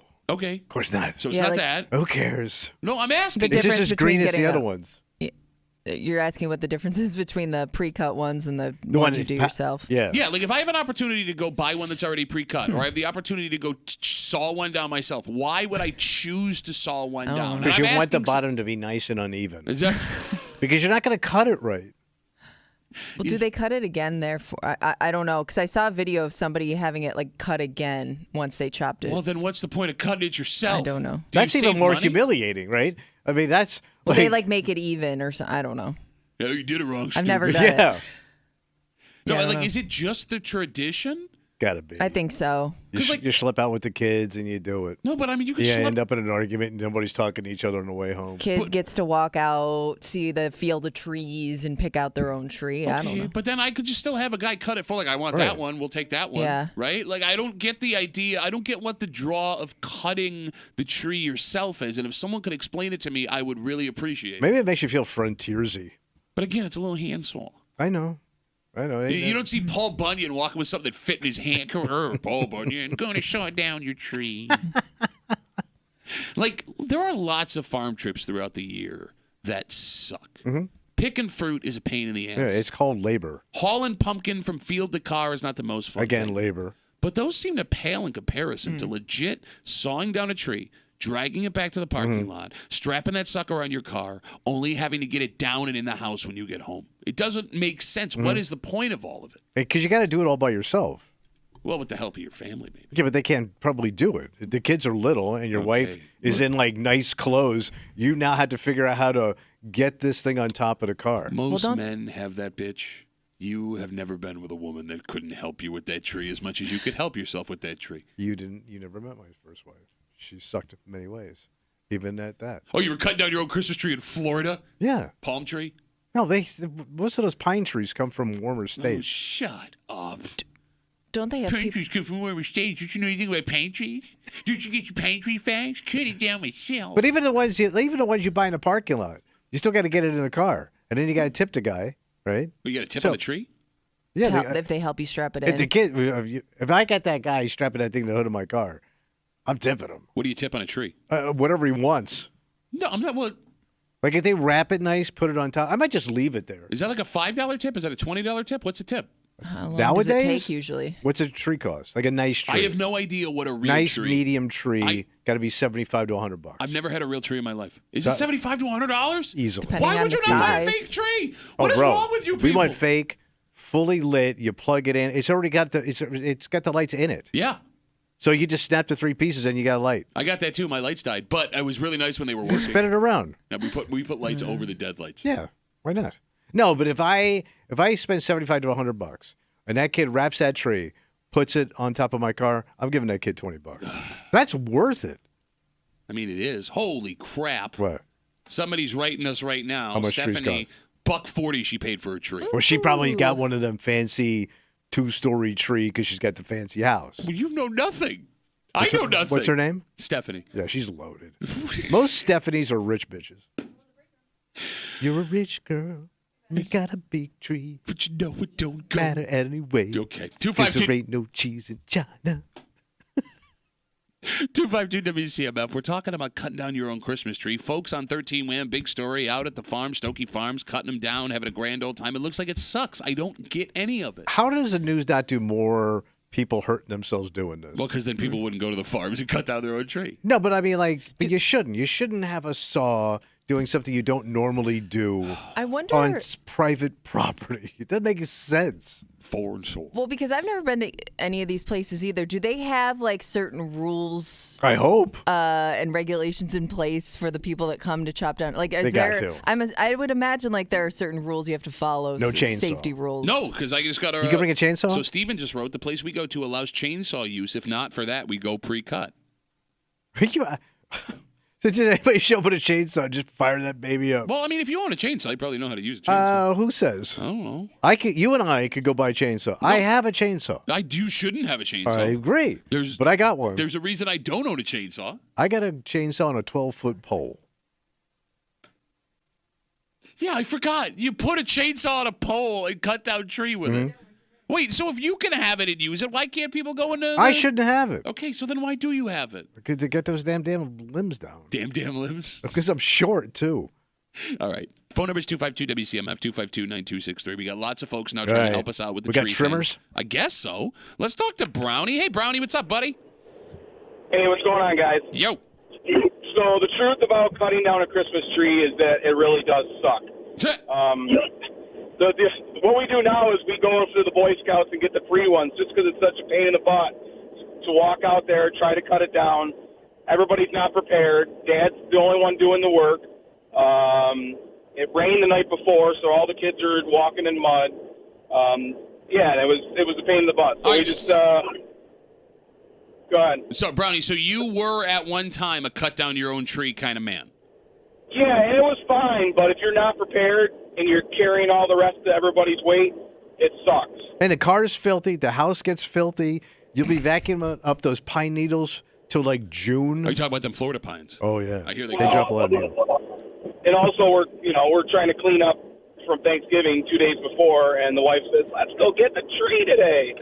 Yeah, it's not a good weekend. Okay, well, at least you saw the light, Brownie. Thanks for the call, buddy. Have a good rest This of is the day. all mom-driven I disagree, misery. man. Like growing up, my dad was a tree guy. He would go by himself. Wait, what? Like I That's remember the saddest thing I've ever heard. Well, Yeah. so there was a place like right up around the corner, and I remember having a real tree when I was young, but I don't ever remember going to pick it. I think my dad was even if we went, he would still get the tree he wanted to get anyways. Solo ride. It's like riding a roller coaster by yourself. Yeah. Oh, you're waiting to sit in the front again, huh, you loser? Like my mom would have been fine with just a small fake tree, but my dad was like, "No, we got to get the real." I think because he always had a real tree, so He it does was have tradition he's for got him. the mustache for it. Oh, so, he does. Yeah. But he never cut down the tree. It was always just picking one out from a farm. 252 WCMF. Let's talk to Scott. Hey, Scotty, what's going on, buddy? Hey, we go get our tree every year. We have since we were younger. We only pay $25. Okay, so you're a chintz-ass tree buyer. Hey, He doesn't use tinsel. He uses chinsel. Thank you. But they're real trees, and it's all about the family time. Where are you getting a $20 busted ass tree, bro? I got it. There's a small little tree farm right around the corner from my house. It's called my neighbor's yard. It's got to look like crap. No, look, man, I'm with you. If I could spend $25, But it's gotta look like wait a minute, junk, man. You just crapped all over people for spending $140 on a tree. Scott goes, I got over $25, and you're killing them for You it. know it's junk, man. Right. It's probably got a bird's nest in it. Well, you get eggs. All right. It's all about the family time. We take the kids up. We cut down the tree. The kids drag it home. Yeah, it sounds like it sucks, Scott. I'm sorry. The bird's nest was free with the tree, though. Scott, thanks for the call, buddy. Have a good rest of the That day. family time is a myth. No, I'm it's telling you, not. It's the You greatest myth that Hollywood ever invented. You never had a family. But they sucked. The ones I got locked into with my parents sucked. Okay, look. Like all my father ever did was. Matter of fact, I don't think my old man did this crap. Yeah, no, that's not surprising. I don't even know how we got the tree. To tell you the truth, because I have no memory of him getting that tree in the house. I wonder if he made my mother do it. Well, you wouldn't remember that. No, but I was so little. Your poor mother dragging a tree? Bro, she was built like a draft horse. Well, she probably She's had a big Auburn woman. She's got big shoulders, big hips. She could pull a milk truck back in the day. 252 WCMF, 252-9263. You know, I guess to Scott's point about the family time, these farms do put on the full court press of tradition to get you out there. For example, like 13 Wham did that story at Stokey Farms. They offer not only the, quote, cut your own tree experience. Yeah. That's what it's called. They have a living nativity scene. They have a a living nativity Does that scene. mean there's people playing actors? like Jesus? Well, yeah, just sitting there, like standing there. Or like there's like a baby Jesus? Well, I'm guessing they don't have an actual baby. Maybe Well, it says living. a baby doll. Look, All right. Everybody 4 else. out of 5 ain't bad. All right. The wise guys, everybody. Yeah, the wise guys. Henry Hill, Joe Pesci. They got a Santa meetup, was what they call All it. right. And then they have a Christmas kangaroo pastor. So,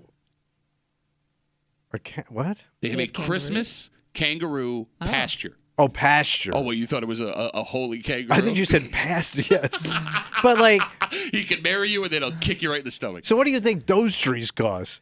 Because if that stuff's free, it's built into the tree. I don't know if it's free. There's your $1.45 tree. I don't know if those experiences are free. I don't know. No, but if they are, you're paying the tree's going to be jacked up. Orange is going to be less expensive if you pay for the kangaroo experience with a collar on them. Marrying all kinds of other kangaroos. Are reindeers out, kangaroos in? Why would you have a kangaroo Yeah, it doesn't Christmas make any experience? sense. It has nothing to do with Jesus. But Well, do they have kangaroos? Yeah, no, because with So, I mean, if you have. what trees don't have anything to do with Jesus either. Yeah, I mean, What did they maybe do? they just. What is it?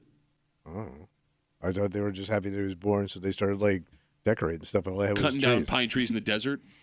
What about Europe? Like, When Jesus was born in Europe? Well, then when word got out. When the Romans came back, told everybody. The Romans, will you open up a Bible sometime? For God's sakes, you went to that in multiple there? Christian schools. Is that in there? All right. We'll take one more call, 252 WCMF. Lou's got the last word. Hey, Louie, what's going on, buddy? What up? What up? Hey, I just got to try and make this quick. One year, many years ago, my wife and I were just not feeling Christmas. The kids were just giving us a hard time. I got 3 boys, and we decided we weren't going to do Christmas this year. We were going to go out. My wife and I were going to go out this one night early in December, and the kids were all complaining, well, where's the Christmas tree? Where's all the stuff? And I just turned around and said, look, you want a Christmas tree? Why don't you guys go out in the woods in the back of the house and cut down a freaking Christmas tree and get yourself one? Oh, you idiot. You idiot, Lou. Oh, my God. Yeah, idiot Lou. I came home, and there happened to be a 20-foot tree in my dining room that went up to the cathedral ceilings where the ceiling fan was and was bent, touching the roof. Oh, my God. There was marks all over the entire ceiling from where they tried to stand it up straight. I'd be out of my mind. It was a 20-foot Charlie Brown Christmas tree. They did exactly what you told them to do. Yeah, what are you going to be upset about? You know what? We decorated the living crap out of that thing. I was so proud of them for being resourceful. It was probably one of the best Christmases we ever had. Oh, look at that. This sounds like a really crappy Hallmark movie, Lou. Yes. I appreciate the call. Well, you know what? To tell you the truth, we just came home, and I sat there, and my wife and I, the kids weren't anywhere around. It was like 2 a.m, whatever. And I like, man, granted, these guys are in their teens at this time. I just looked at the wife, and I said, well, looks like we're decorating this sucker. Lou, thanks for the call, buddy. Have a good rest of the day. Moral of the story, let your kids do it. Yeah, let your teenage boys figure out the holidays. All right, everybody on hold, we got to move on. I appreciate the call. So right around this time, normally on a postgame Monday, we'd have a Muley postgame excuse Monday. You did not make any picks last week due to the long week, and we didn't know what was going on with injuries and stuff like that. But if you were watching that Bills game live, which most likely you were if you can hear us, you missed one of the most wild Red Zone Channel moments ever, and it had nothing to do with what was going on in the field. Oh, because of the moment, there were people that thought this man was going to die. Yeah. And we'll get into it next to the break room on 96.5 WCMF.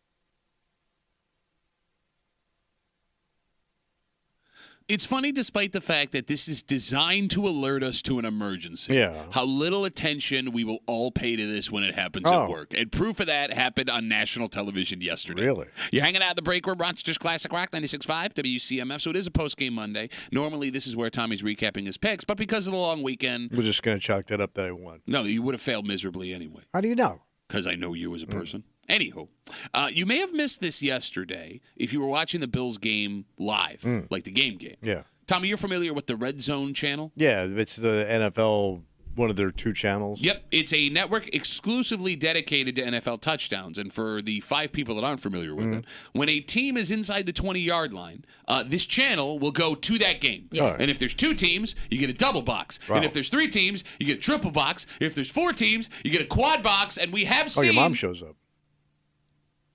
We have seen the rare quintuple box every once in a while. Damn, I should have waited. Very exciting. And the That's what guy you that get. runs it, I don't know what his name is, but like that guy, Scott Hansen. he should be Wait, paid you know the the guy? most. Yeah, he's super famous. It's amazing to watch what this guy does for however many hours of the day on a Sunday. Yep, he's the host that gets you into each stadium. And this channel has become a religion. People love it. They live for it. It's changed the way a lot of people have watched football. So yesterday, it was involved in an emergency. What was the emergency? During the fourth quarter of the 4 o'clock games, an alarm started going off inside the building. The studio. Yes, while they were live on the air. We have an alarm going off in the studios of NFL Red Zone right now, in our studios here in Inglewood, California. We are being told we need to evacuate the building. We do not know the nature of the emergency. You can probably hear the alarm going right over the top of my right shoulder here, as it is something absolutely unprecedented for us. We have You can this hear the game Bills game in the on background. the closest game, the Philadelphia and Buffalo game. Our control room needs to evacuate at this time. God damn, well, get the out. studio in which I'm standing needs to evacuate at this time. He stayed 9 minutes. Yeah, 9 just minutes. put up a test pattern and get the hell out. So it was the first time, so they had to get him out of there. Yeah. They couldn't figure out what the problem was. It was the first time Yeah. in the history of NFL Network Red Zone they did not finish their Red Zone broadcast for the day. So what happened? They don't know. So it was just like a false alarm? They don't know. They have no idea. No information came And they out didn't as to what say happened. anything? Nothing. How do they have that not give you something? So he tweeted out, Scott Hansen, after the games were over, Yeah. that he was safe, everyone was safe, but they still don't know what the hell happened. All right. Okay. That's a little scary. Yeah. How long do you have to give it? How long do you give it before you leave for an alarm that goes off at your job? Oh, I just judge based on what everybody else is doing, which Right. is the worst way to do it. But if nobody else is leaving, I'm probably not going to be the first to Right. leave. You know, it's funny. You're sitting here criticizing Scott Hansen. Like, get out, get out, get out. Yeah. There have been multiple times where we've been on the air and the fire alarm goes off, and we just keep doing Yeah. the show until somebody tells Yep. us we have to get out. Because it's such a pain in the ass, especially if the weather sucks. Like today would suck to be outside. Yeah, but Yeah. also the building could be on I was fire. No, gonna I say, also it got my also nice sucks to be shacket inside. on. Isn't a shacket to keep you warm? Yeah, but it can't get wet. Your shacket can't get wet. No. What? What's It's a coat.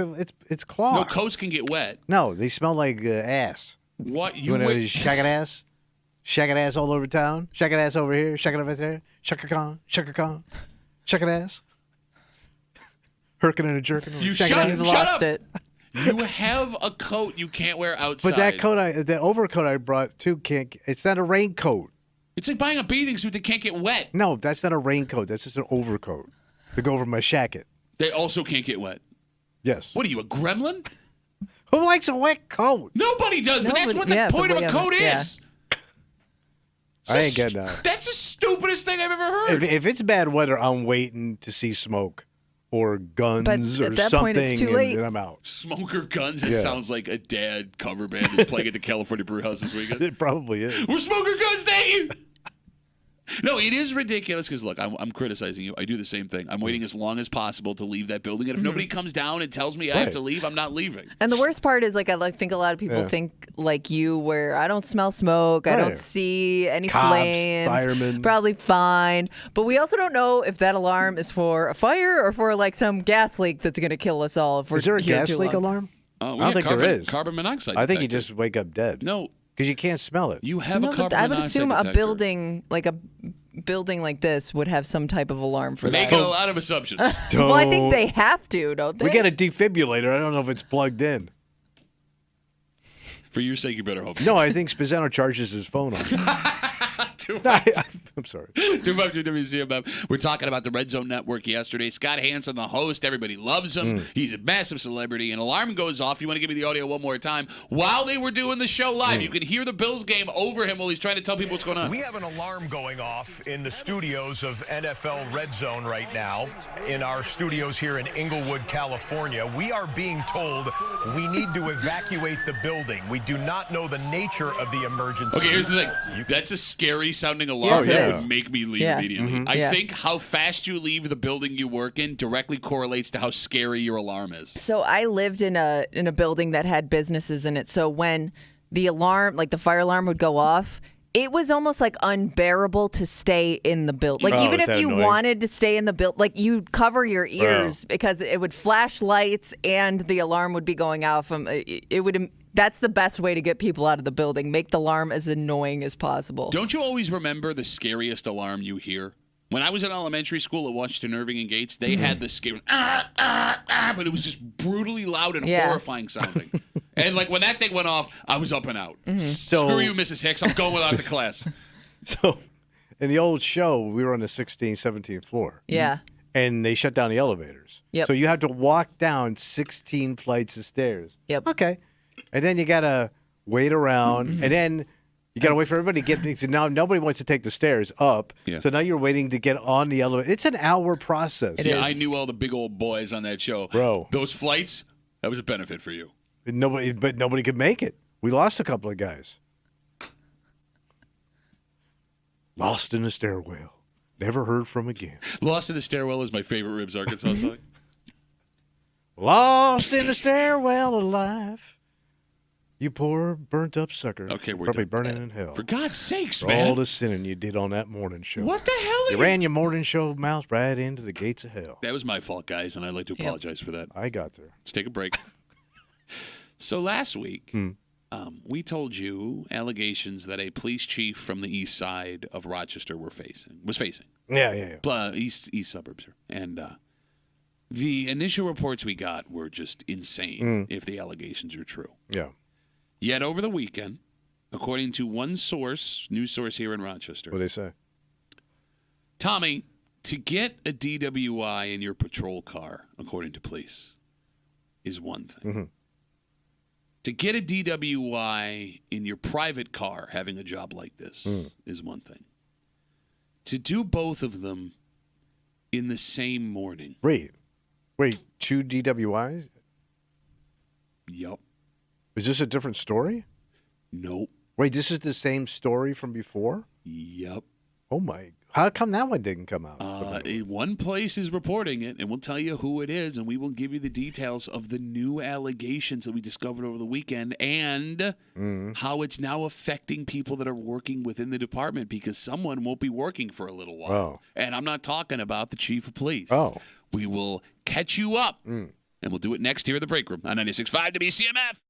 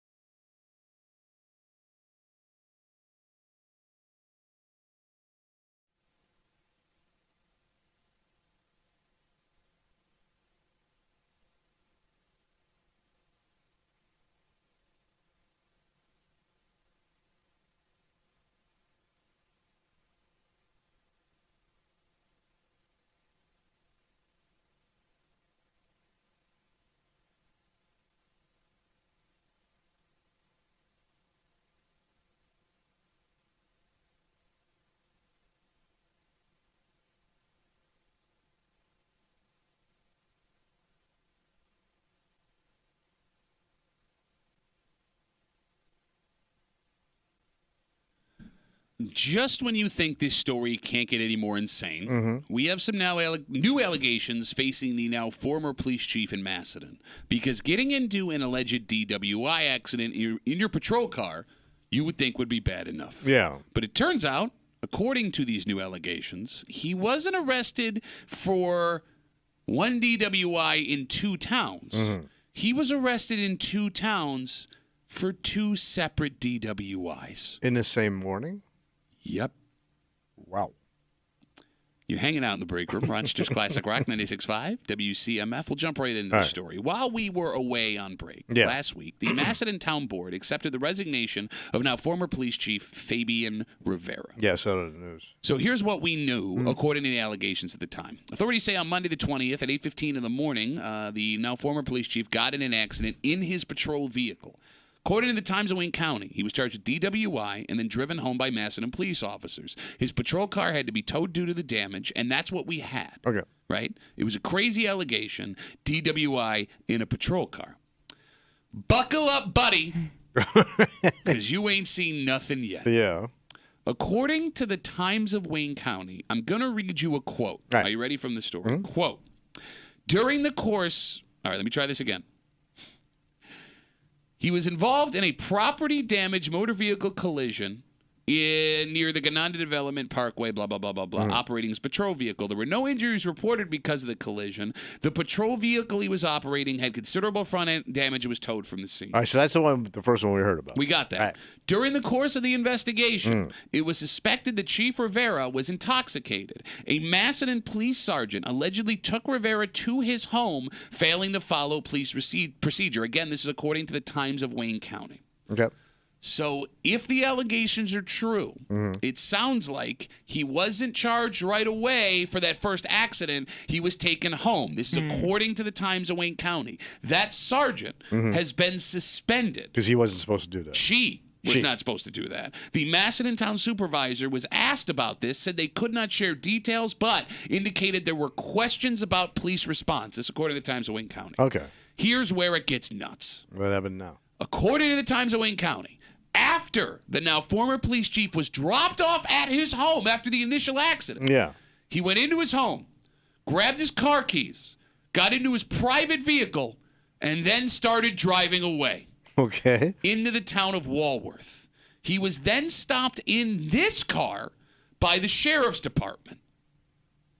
At that point, he was arrested for DWI. What time was that? It's after 8:15 in the morning. That's when the initial accident happened.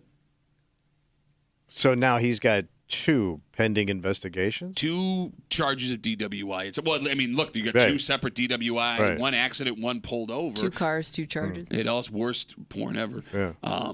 It also says, I'm going to read you a quote. Yeah. The Macedon Police Department requested the Wayne County Sheriff's Office assist with the investigation, and Rivera was stopped at 11:45 a.m. So that happened at 11:45.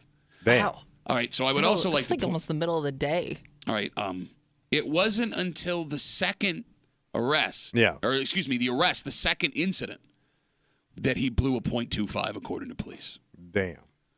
So unless he was drinking between the initial accident and being pulled over the second time, it is possible, if the allegations are true, that he didn't blow a .25 until a full 2.5 hours after the first alleged DWI accident.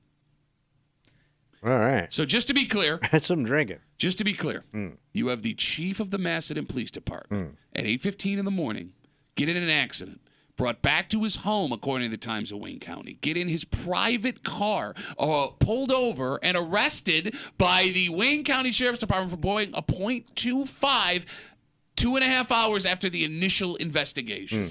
Incident, excuse me. Yeah. So the one that we found out about last week is the first one or the second one? The first one. Then he went home. Okay. So we didn't know that he was taken home. Okay. Yes. Then he got in his own car. So as we said, and this is according to all the allegations. Okay. As we said, the Macedon Town Board voted to suspend the police sergeant pending the outcome of an internal investigation into what happened into now the former chief's initial arrest. Now, to be fair, these are all allegations all the way over the place, right? When it comes to the sergeant, when it comes to the now former police chief. What the hell? Well, usually when we get these stories Mm-hmm. and you don't get the whole picture right away, the story starts to come together about a week or two later, like where they were, Yep. who Right. saw them, Yep. who served them, how they got out of The there. series of events. You start Yeah. getting the backstory. Sure. The puzzle starts to come together. Sure. I'd be really interested to see this backstory. Based on the timeline, that's got to be one for the ages if it's true. Yeah. Here's the other disappointing thing. Last week, when this story initially hit, when we were earlier in the week, right? We had said this is a terrible story Right. for everyone involved. Sure. You have a police chief, you have dangerous people on the road, you're driving drunk, right?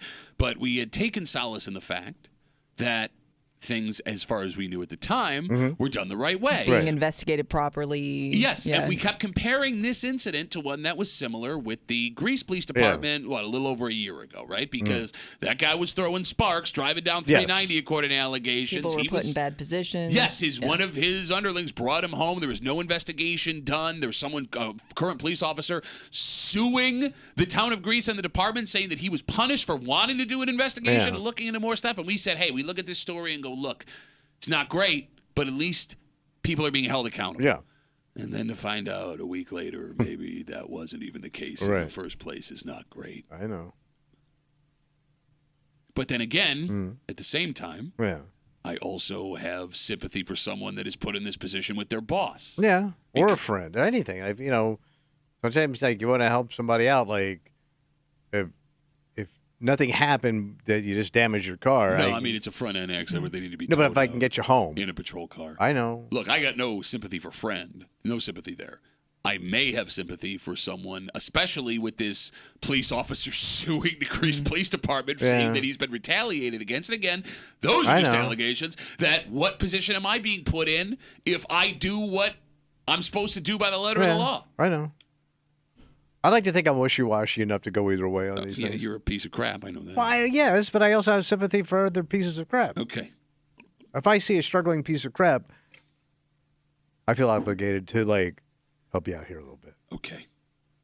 Now, the few officers that were working the night of the Greece police incident were suspended after an investigation into how they handled the situation. Right. Now, keep in mind, in Greece that night there was no arrest at all. In this specific case, with the new information we have, the arrest came at the hands of the Wayne County Sheriff's Department, if I am not mistaken. Yes, Wayne County Sheriff's Department. But that was, again, after the alleged second incident, not the initial accident at 8:15 in the morning where he got into a patrol car accident.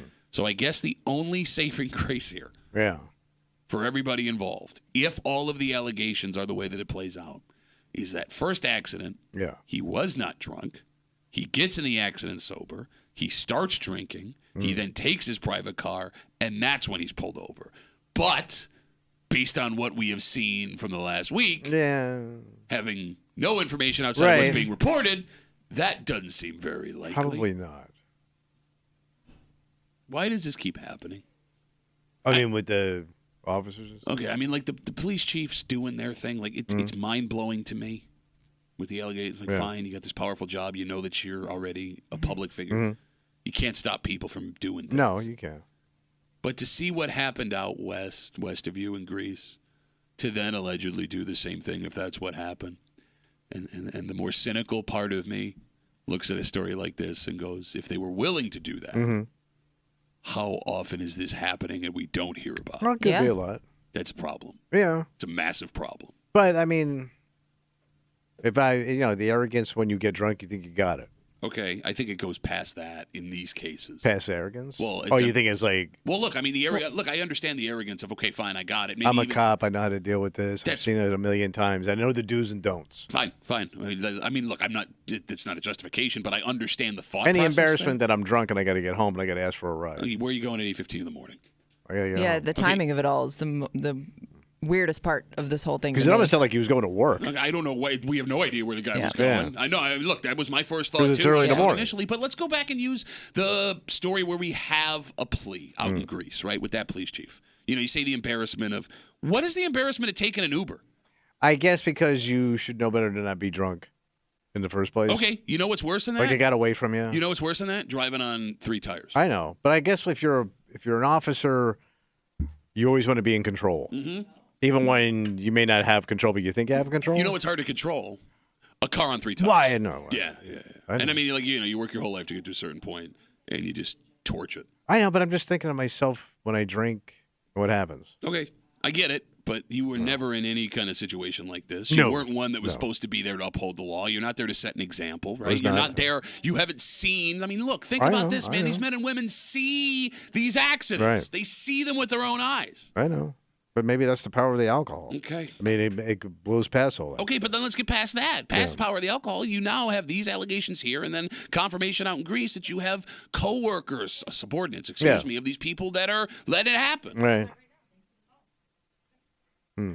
Look, man, if you don't have trust in the police department, nothing works. Right, but I'm thinking this stuff is very isolated. Oh, look at you. Okay, look. Yeah, what are the odds? What are the odds, right? What are the odds? Yes, the police captures every criminal and they convict everyone that's guilty all the time. And no more nothing crime to see here, folks. Bro. Happy days are here again. Let's look at it Let's this pop way. the champagne. Let's look Maybe at not. it this way.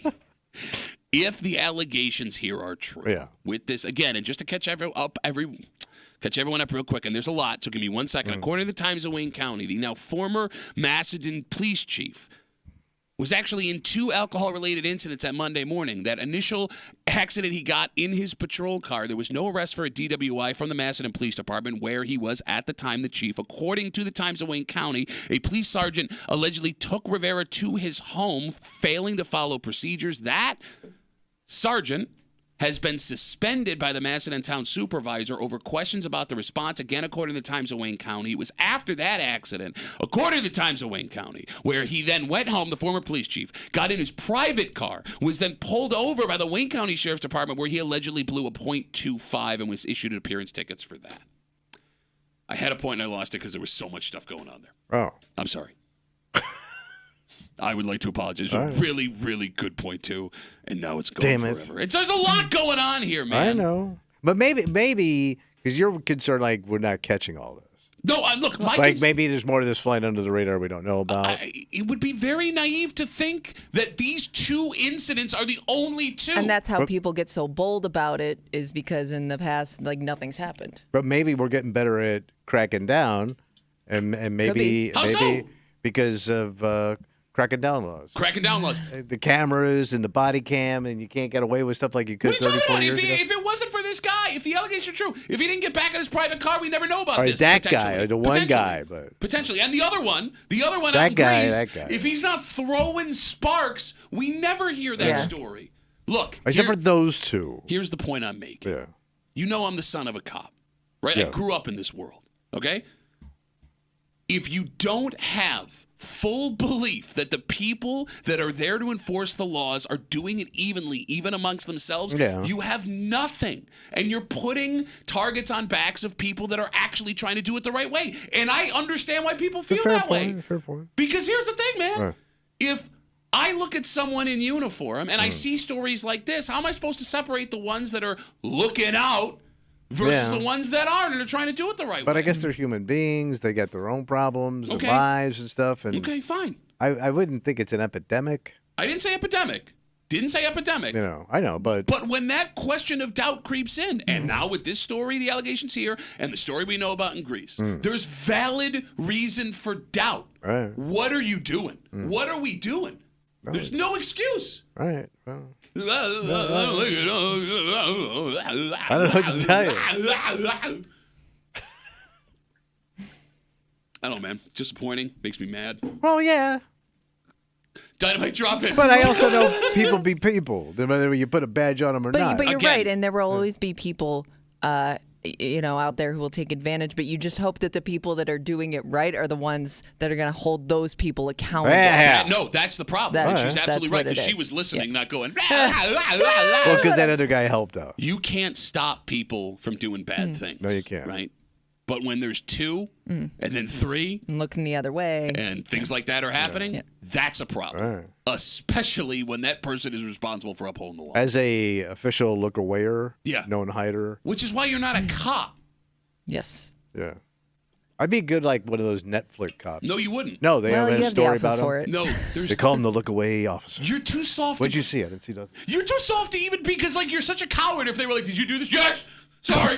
Soft cop, what you gonna do? All right, let's take a break. Tommy? Yeah. The DNC had an article over the weekend to help people out here in Rochester. Not only are they going to have a place for you to go get gifts that are sorely needed before the holiday starts, you're going to be able to help support folks here in Rochester. Oh, like local folk. You got it. And I want to be clear before we get into this story that what you think these are versus what they've become are completely different. All right, so I have a negative idea. You have a negative, Connotation. antiquated, old school thought of what these are. Oh, okay. And it's not positive. No. We're going to get into it, and we're going to help people other than you. Okay. Next, here at the Break Room on 96.5 WCMF.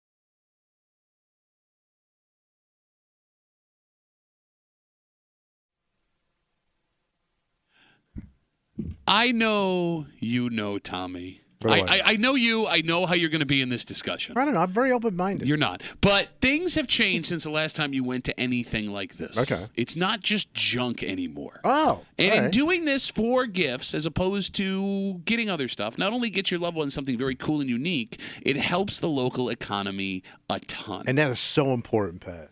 The local economy. You're hanging out in the break room. Monsters Classic Rock 96.5 WCMF. It is a post-game Monday. Everyone's licking their wounds after that brutal loss last night in Philadelphia, and a lot of emotion flying around. So let's bring in a level-headed, hopefully not emotional, expert who sees things differently. Or we'll probably see it the same way we saw it. I don't even know what to think anymore. Okay. Jenna Cottrell from 13 WAM will be joining us in just about half an hour to recap what happened and what will be happening here on a post-game Monday in the break room on CMF. Headline in the DNC over the weekend. Shop for gifts at these 14 holiday markets around Rochester. Holiday markets. Holiday markets. Okay. Yes. Yeah.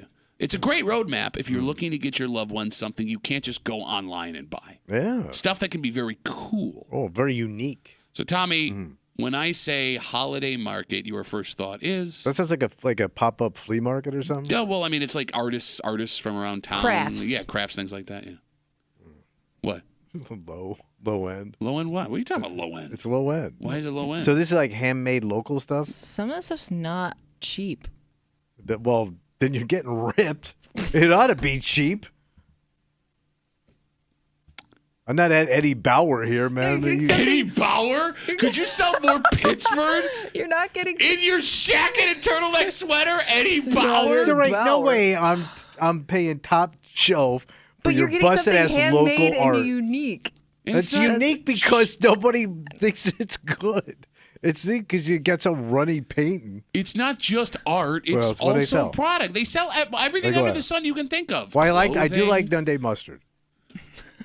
I do. It's really good. It's not Eddie Bauer. I mean, Kimmy, you can back me up here. These holiday markets have tons of cool stuff made by local people here. Yeah. Clothes that are super cool. Kimmy, how many vendors now have very popular Bills, Sabres, Rochester-centric designs that people are dying to get? Wait, these are local made outfits? Yeah, well, shirts. I know, like sweaters. some people have made those Bills shirts, and they like have opened storefronts because they've been so popular. Wow. You have artists and photographers, also very unique. You do have folks that do food and alcohol. I mean, you can get glassware, all kinds of stuff. Local stemware. The years of the crap that we've seen at the Lilac and Cornhill Arts Festival are behind us. Well, it sounds like the same thing I would see there. It's not. There's a new generation of young people that have done really well and are making a name for themselves, not only at these markets, but like Kimmy said, they have opened storefronts, they're selling online, social media. And, I mean, if you're successful to start on TikTok or Instagram and move into opening an actual brick-and-mortar store, that says something. It sure does. Shut up. Suckers. You do understand the impact this has on our local economy, right? Does it? I mean, how many people do it to where it impacts? Well, let's see. There's 14 holiday markets you can go to, so a lot. All right. But I figure it's just for hipsters. You are a hipster. I mean, there are things that you do that make you kind of fall into that category. No, not kind of. He is the definition of a hipster. You're in a turtleneck sweater and a jacket in Beetle boots right now going, it makes suits for hipsters, man. It's for hipsters. That's why I don't get it. I just think I drink my whiskey with an ice ball. It's for hipsters. I do. Shut up. But I just think if it's locally made, it's probably not that good. Why? No, I would assume it's made better. Yes, thank you. No, it what took do you more know time about to make it. You ain't China. China's got a whole group of people making this stuff night and day. Mass producing. Yes, they mass produce because somebody masses want it. Nobody wants your hand-stitched sweater. Maybe nobody knows about it. All of that stuff started small. Every company that you go buy stuff from started as somebody making something somewhere. And sometimes it's the simplest idea. Okay. You know? I want to shop and look at your simple idea. No, I'm serious. Name me a clothing company that started as $1 billion company. Right. Name me one. Look, it's a picture of the river downtown. Don't you want this? I like that stuff. I see it every day. And by the way, the water's not brown enough. When you do stuff like this, the money is going right into the pocket of someone in this town. You can't say that about Amazon. Local artisans. You can't say that about a gift card to a chain restaurant. You can't say about that. You can't say that about some club of the month club. Club of the month club. Club of the month club. I get a club every month. And by the way, I think people are more grateful for these unique gifts than they are just the random crap you can buy on Amazon for them. Really? I mean, you actually went shopping for them. You didn't just grab some hunk of junk online. But if somebody, let's say somebody went and got me some from there. Yeah. Well, I never think of that stuff, so I probably don't want it. But if you never thought about it, how do you know you don't want Like it? I can't imagine there being anything there I would want. But there's stuff that you don't want because you don't want to buy it for yourself. Because like there's some stuff I pass. I'm like, wow, that's really impressive. That's cool. But it's just not something that I need right now, especially during the holidays. You'd buy it for somebody else, but you wouldn't buy it for yourself. Yeah. Okay. All right. I can't think of anything that would be like a nudie lighter or something like that. What is the 252 WCMF 252-9263 story of the DNC? 14 holiday markets you could shop for gifts around Rochester, and Tommy has this idea that they're all crap and everything sucks and nobody's talented. A bunch of reindeer junk. All right, what's the number one thing you want for Christmas this year? Peace and quiet. Shut up. I want everybody to get along. Oh, is that what you want? Peace? No, you said peace and quiet, not peace on earth, you idiot. Well, isn't it the same thing? By the way, you get peace and quiet, man. You work 4 hours a day. You go to your wife's house in Pittsburgh. What do you want for Christmas? Usually it's alcohol related. Okay. Yeah. So you maybe another shacket. Like, that's what's so funny about this is like you go, I don't want any of this stuff. And then I ask you if there's one thing you could have for Christmas. You can't even give me an answer. I said alcohol. No, you could go buy your own alcohol. No, Who I cares? want some artisan alcohol. Well, what if locally there's distilled? There is actually, but what if there's a booth full of unique ice cube trays where they're made perfectly to cool your whiskey to the perfect temperature? Man, now you talking. Well, yeah, but that person who makes them heard what you said. You can't buy them. Oh, okay, you can't. Not yours. I mean, Kimmy, this is something to look forward to. Like you said, it's something you weren't expecting. And a lot of it speaks to the things we love locally. Because if you go out and get some Bill shirt made by Nike, you're going to see 20 people in that same shirt over the next 2 months. Oh, that's true. You go out and spend money at one of these small local outfits, not only will you be one of the few people with it, the person that gets it will get a ton of compliments for it. All right. Here's the thing. What? All right, let's say I go down to your local holiday market. Mm-hmm. I go and I buy something, and there's something wrong with it. Okay. That's a possibility. You roll your eyes. Yeah.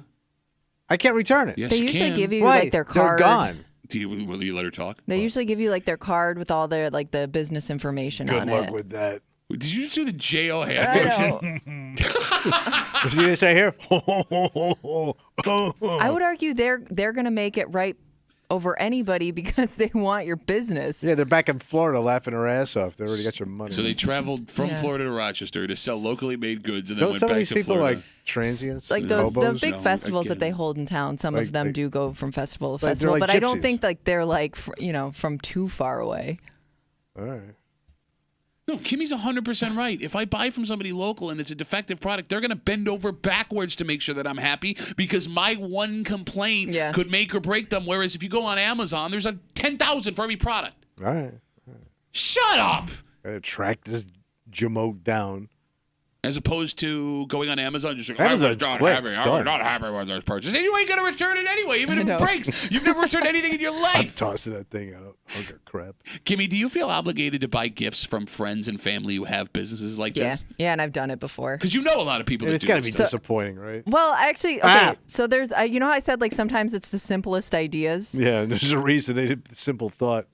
Sucks. So I had a friend who You've never created anything in your life. Anything. I've seen your set. Sucks.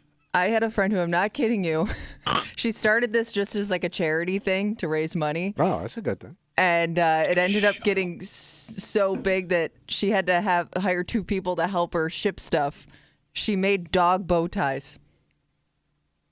Right, that got popular? Yes. Well, let's see. Kimmy, have you ever bought a dog bow tie? I have. Okay, but you bought it from your because friend. my friend did it, Sure, yeah. I've never bought a dog bow tie. Hey, Tommy, how many dog bow ties have you purchased?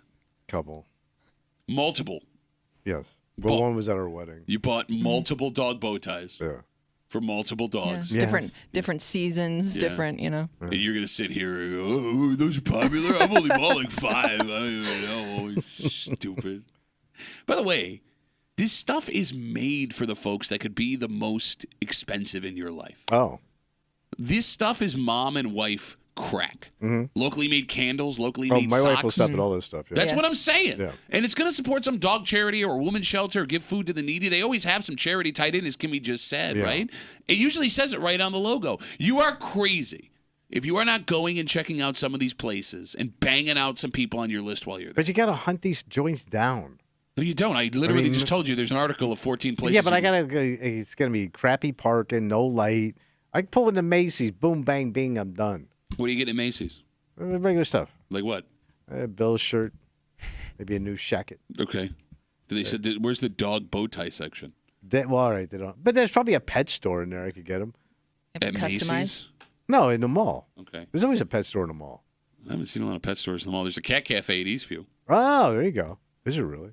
Yeah. Wow. Under new management. I'm not making that up. We were at Eastview last weekend, and the sign said cat cafe under new management, which I don't know why it made me laugh so hard. You would think they don't have to say that. No, did the cats run them off? I don't. Well, but it's like, hey, did they dime on them? We had a hard time with this cat cafe, but this person coming in's got some new cat ideas.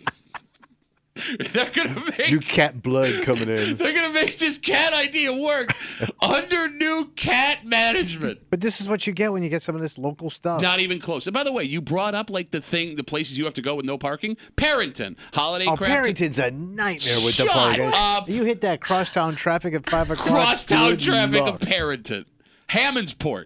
That's all the way down at the other end of a lake. I don't understand. It's what you don't understand lakes. Hammondsport is south of Penn Yen. It's at the other end of that lake. Okay, I just named you one. You got holidays at the market, at the public market. Lots of easy parking there. Nazareth University in your backyard, December 2nd. I got to fight the kids for the spot. Shut up. Find home decor, jewelry, collectibles, and holiday fashion. Secondhand Wonderland. College? It says Nazareth University at the Golisano Training Center. You could walk there. I do walk by there almost every day. I ain't never seen no tent. Shut up. It's in the training center. It's right there. I didn't think I was allowed in because I'm not a student. Oh, my God. Well, no, you probably aren't, but everyone else listening. I have friends over there. You know that, right? No, you don't. I know other guys. What are their names? Chuck. You just made that up. Other Chuck. And up Charlie. Up Chuck, down Chuck. 2 Chucks and a Charlie. All right. Let's take a break. Well, let's go from talking about holiday gifts to what we've already spent because Black Friday was a national holiday. Oh, yeah. And over the last couple of years with stores realizing they looked really bad, making their employees work on Thanksgiving and get up at 4 o'clock in the morning to let us in, things have changed. Okay. We set a record on Friday. And that record could pale in comparison to what we're actually going to spend today. What's today? We'll get into it next in the break room. 96.5 WCMF.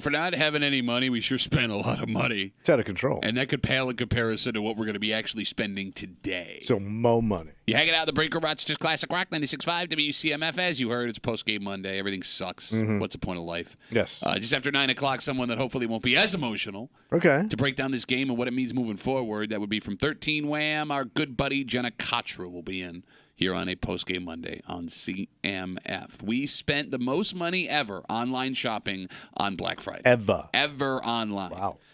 Americans spent $9.8 billion just on Friday, just online.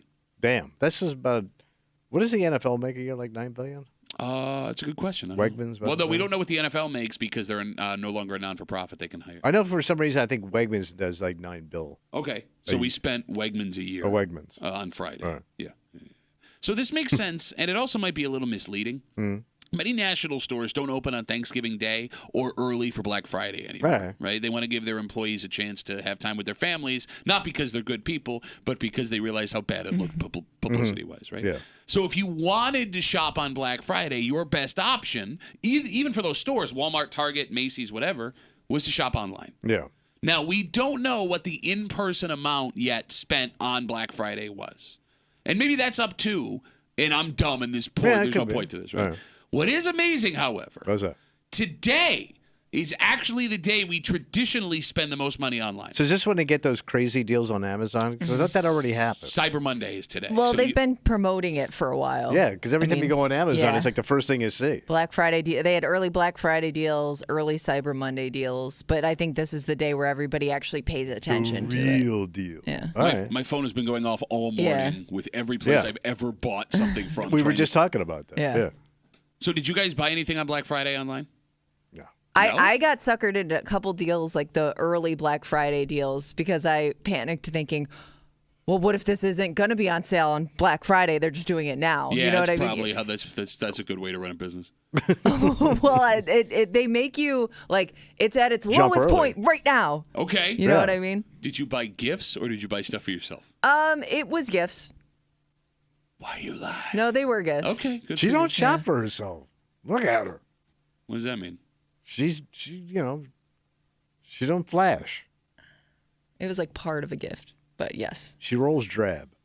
Rolls drab? Yeah. You're not going to see her all glitzed out. Not here. I've seen you Not out. putting on my best turtleneck and when have you seen me out? I've seen you out. You've never seen me out unless it's at a work thing. I saw you at Bill Gray's. You weren't glitzed out. Yeah, because, you put on your best glitter blazer at Bill Gray's every Sunday. Wait, you got a glitter blazer? I do. You do not. It's like sequins. So you guys can't wear it at the same time.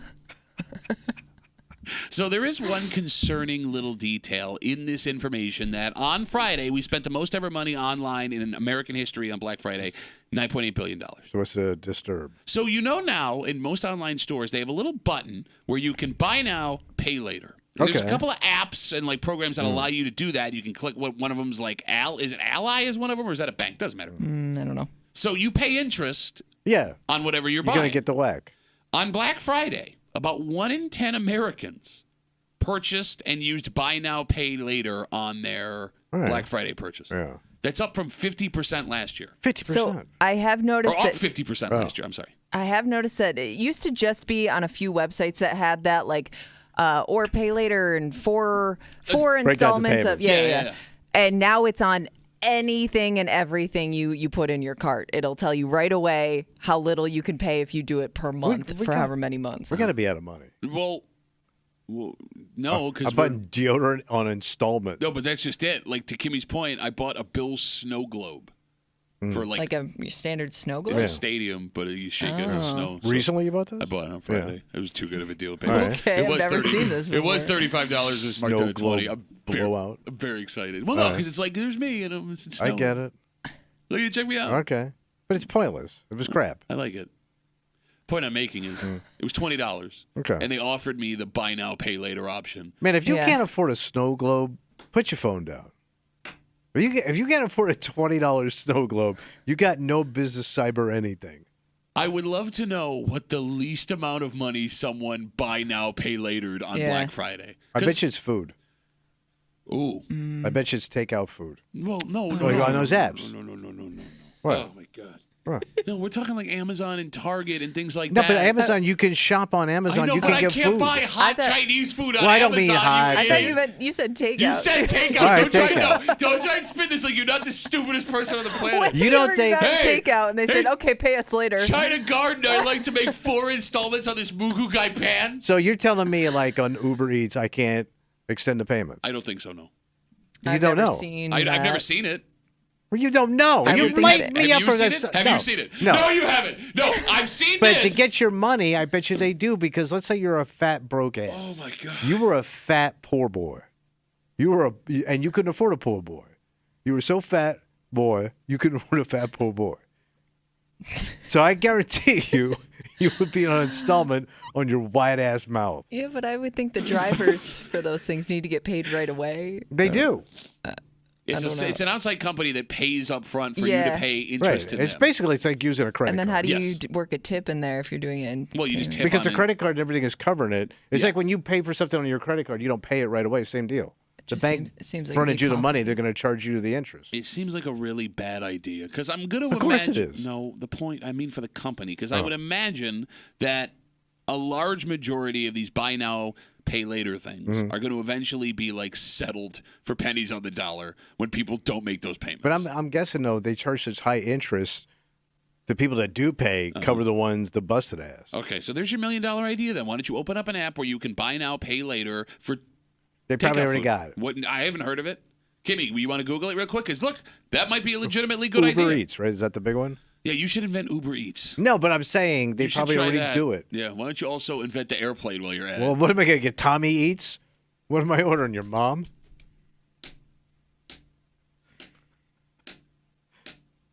You know what? Don't use it. It's not a good No, idea. no, man. I'm gonna do it. Installments. I'm going to do it. One munch at a time. For God's sakes!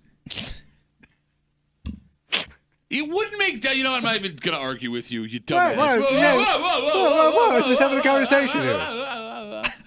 Facebook messages coming in. You can always get us at WCMF for the Break Room Facebook page with the knowledge now that we spent the most money in America ever on Black Friday online, $9.8 billion collectively as a country. Can we do math real quick? Yeah. If there's 300 million people in America, all right, let's say there's, 250 million adults, 220 million adults? Okay. All right, we're going to do some math real quick. All right. I put up calculator. All right. 9.8. How many zeros are in 9 point? That's 98,000, 980,000, 9.8 million, 98 million, 980 million. It won't let me add another zero. Damn it! Wait, your calculator don't go up to 9 million? No, they're going to go up to 9 billion. Oh. It's a lot of money per person. I'm just trying to figure out per adult if there's 200 million of us and we spent $9.8 billion as a country. It's probably $100 a head. That's insane. I That is just made that up. insane. No, why can nobody in this room do math? I never could do no math. I do Southern math. No, but like you and I are Southern math idiots. doesn't go up to $1 billion. Neither is my calculator. $9.8 billion divided by 220 million. Well, no one can do that. Hold on. Kimmy's on it. 9.8 billion? 9.8 billion divided by, let's say, 220 million American adults. Is that fair? Why don't we just use 200 million to keep it easier? No, because the people. Well, if you know that, call in and tell us. 9.8 billion divided by 220,000? 220 million people in America. Okay. Take your time. We're just doing a radio show. I'm I making need sure the I have answer the right now. amount I of need the zeros. answer now. I don't even care. I just need the answer. It's going to be like $70 a person. No, she's going to put in like it's 44.5 dollars a person. That's what it seems is a 44.54. Right. Yeah. That sounds about right. 45-ish. So collectively, American adults spent around $40 a person on Black Right. Friday. Every single American If adult. you broke it out. That's insane. Yeah, but you don't forget there's some people didn't do it, some people went nuts. No, I understand that's what an average is, you idiot. But the average is Yeah. $40 if everybody spent money. Yeah, but that doesn't really blow me away. What number would have? Like $100, $200. Collectively as a country on average. Per person. But but when you break it down like that, it's $44. What'd you get? But 2 snow globes. Yeah, there you go. by the way, you asked if delivery services accept like the afterpay Yeah. stuff. It says Uber Eats in particular does not accept afterpay financing, but it seems like and I don't even know if you can do this, if you go through something like PayPal or something like that, Oh, it's like pretty much a credit card, yeah. Right. To buy it, you So can go through it. So it kind of exists on the app. No, you idiot. You said on the app. But you know it's coming. No, she said it doesn't exist on Uber Eats. Stupid. What about Grubhub? They probably do it. I looked it up and that did not pop up. All right, so there you go. Shut up. Everyone shut up. But they like to keep it quiet. Go spend your $40 on average next Black Friday. We're going to take a break. Look, I'm sorry. I'm frustrated. I'm angry. Oh, a tough night. A little bit hungry. I'm taking a glass half full approach. Okay, to you what usually happened do. yesterday. You're a fan. Well, we took it yesterday. Oh, not like you, the expert. Well, I've been on quite a run. Quite a run. Thank you. Hopefully, she will be less emotional than we have all morning. We got Jenna Cottrell from 13 Wham joining us here on a post-game Monday coming up. By the way, speaking of spending money on things that don't matter, how about spending money on things that do matter? Like what? Well, the Tops Food for Families is back for its 17th year, brought to you by Tops Friendly Markets, WCMF, and WROC TV. Tops has collected enough money and food to provide over 2 million meals annually to support those less fortunate. You can drop off non-perishable food items or cash donations to Tops on Mount Read Boulevard between 5 a.m. and 6:30 p.m. this Friday, December 8th. All Tops stores are selling little brown bags of hope. Now, through December 24th, you can visit the event page at WCMF.com to see the list of the top 10 food items they need you to donate. Fantastic. So, all the information on our website at WCMF.com. Jenna Cottrell from 13 Wham to guide us, hopefully, in a positive direction. Good. We do it next here on CMF.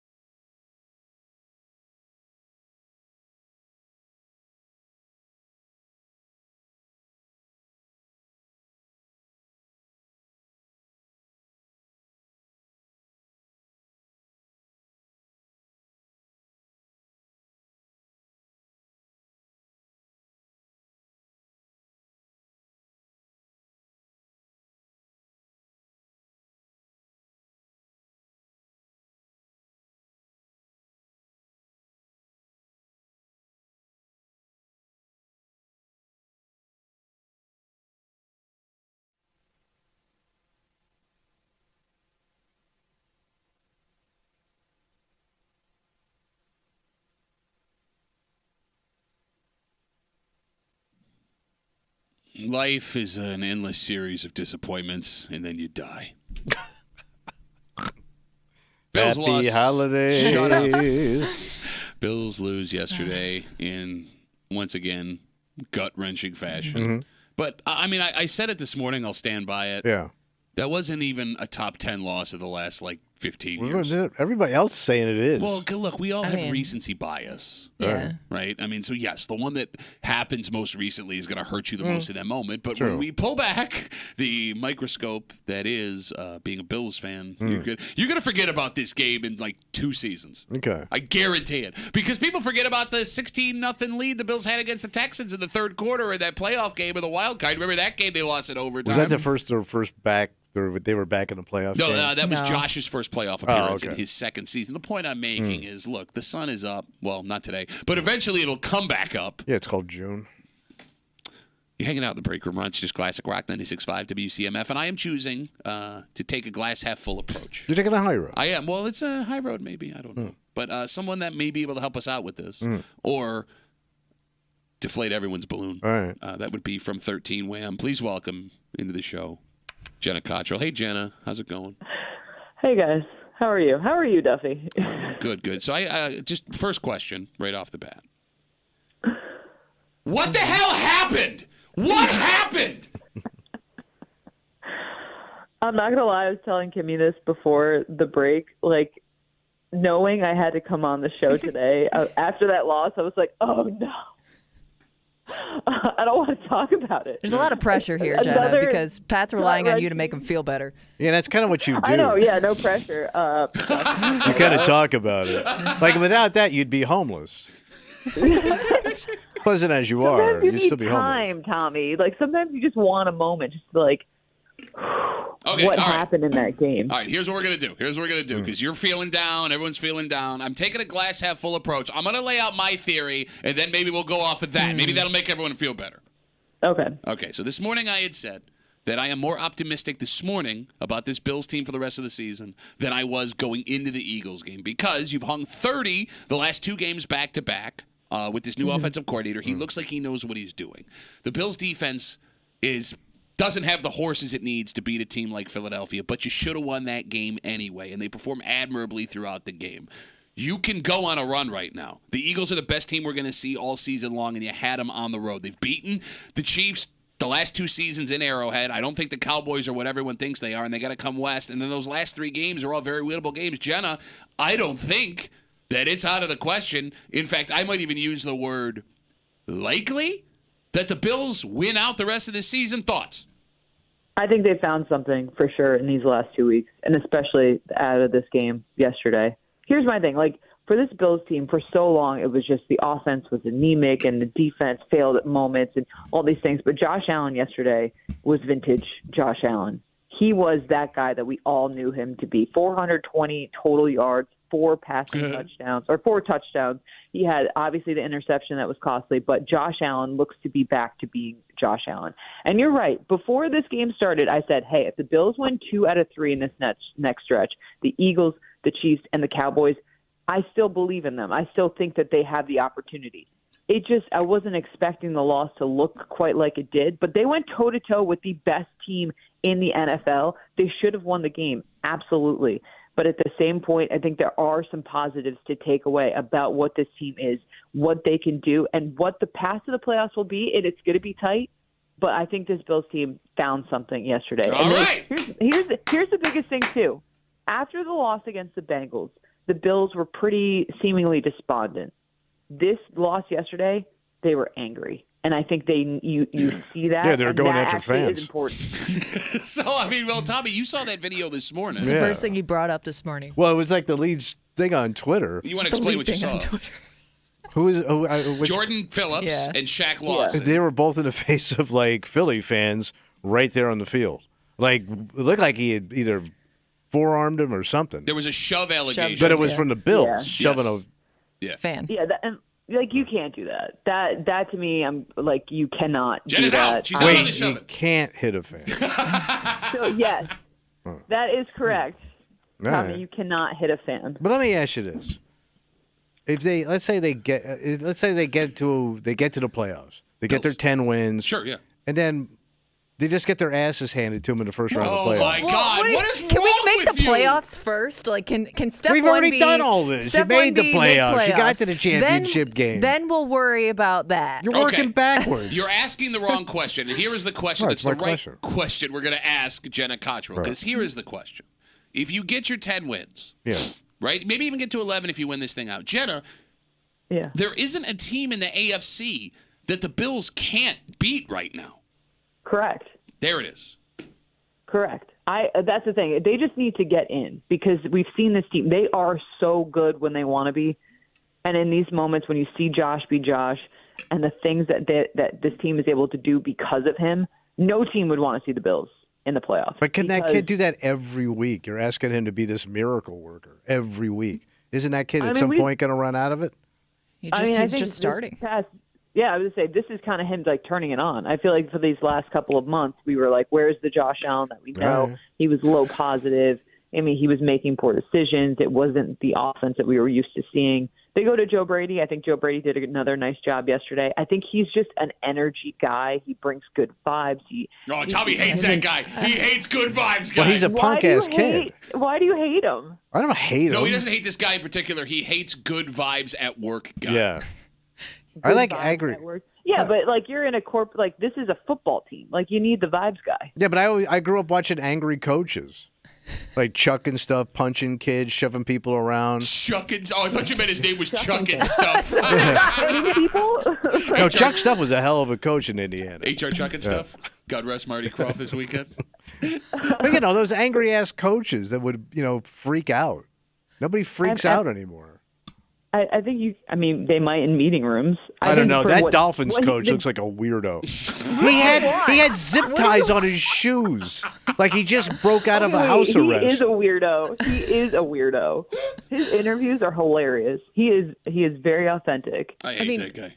But like That kid's on something. Speaking of coaches, because I'm sure you saw this all over Twitter last night, especially after the game, the Fire McDermott crowd. Like, how much do you think coaching right now is holding back the game Bills? management? There is a lot of heat on Sean McDermott, and I get why fans are upset. There were some decision-making moments yesterday that I understand why they kicked the field goal in overtime. I get that. My thing was the 20 seconds left in the game, you have a timeout, you have Josh Allen. That to me was kind of like, why are you kneeling it out? Why aren't you trying, at least attempting? Maybe you take a shot, you see where you're at. Okay, can we have a healthy debate about that? Because I'm mad about that. I'm mad about you having that take, Jenna.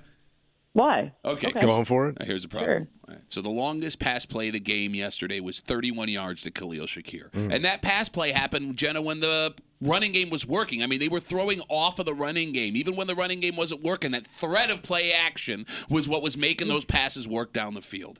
It's pouring rain. You're on your own 20. You've got a single timeout. The chance that he throws a pick or there's a fumble in the backfield is just as equal as the chance you get two 20-yard plays to get in the field goal range.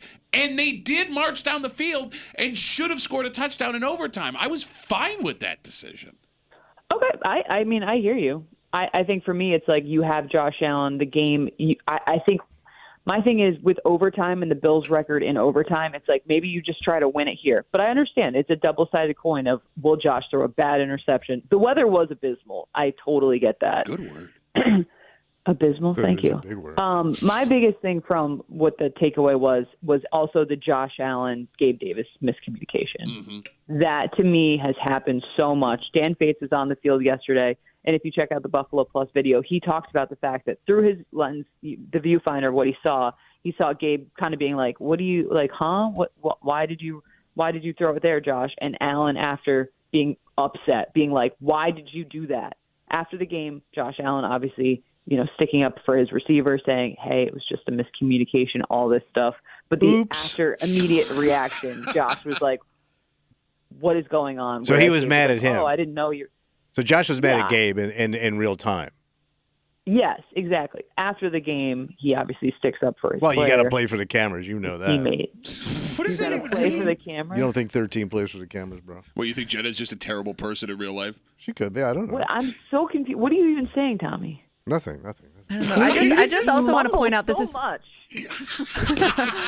I also want to point out this is coming from a man in a turtleneck and a shacket talking about playing for the cameras. Whoa. Whoa. Mondays, my normal Monday working man outfit. Thank you, Kimmy. I needed that. Jenna Cottrell from 13 Wham joining us, recapping this Bills game. You know, you knew it was bad for Gabe Davis yesterday when even after he makes that mistake, I know you guys saw this, he goes to slam his helmet down to the bench and it lands puts it right on perfectly on the helmet holder. He couldn't even be mad the right way. But those miscommunications have happened a lot this season, and it feels like it's always with 13. It feels like it's always Gabe and Josh not being on the right page, and it's led to some really bad interceptions, those turnovers, like things like that. And yesterday, I mean, the Bills, he catches that ball, it's game over, obviously. Mm-hmm. So things like that, those little mistakes that seem insignificant, but in the big moments mean that much more. That is the frustrating part. We know Gabe didn't get a catch a couple weeks, at least like last couple weeks. Obviously, he was more in the box score after this game, but little things like that. Sometimes it's the plays you don't make that mean more than the plays you do make. Ooh, I like and you that. could talk about that with James Cook. I mean, dropping. That was a frustrating one, too. I know. Sorry. God, that one right hurt. there. He's walking in, Jenna. I know. I know. When that happened, I was like, oh, no. Like, that felt like something that, I mean, set the tone. Points matter, especially in these games. Yeah. The Bills were up by 10 in that first half, but they could have been up by so much more. They could have been up by 20. All right, Jenna. All right, so as we're going down the list of things that everyone was angry about on Twitter yesterday, right? We talk about Gabe Davis. We talk about the head coach. Now, I want to be clear before I say this.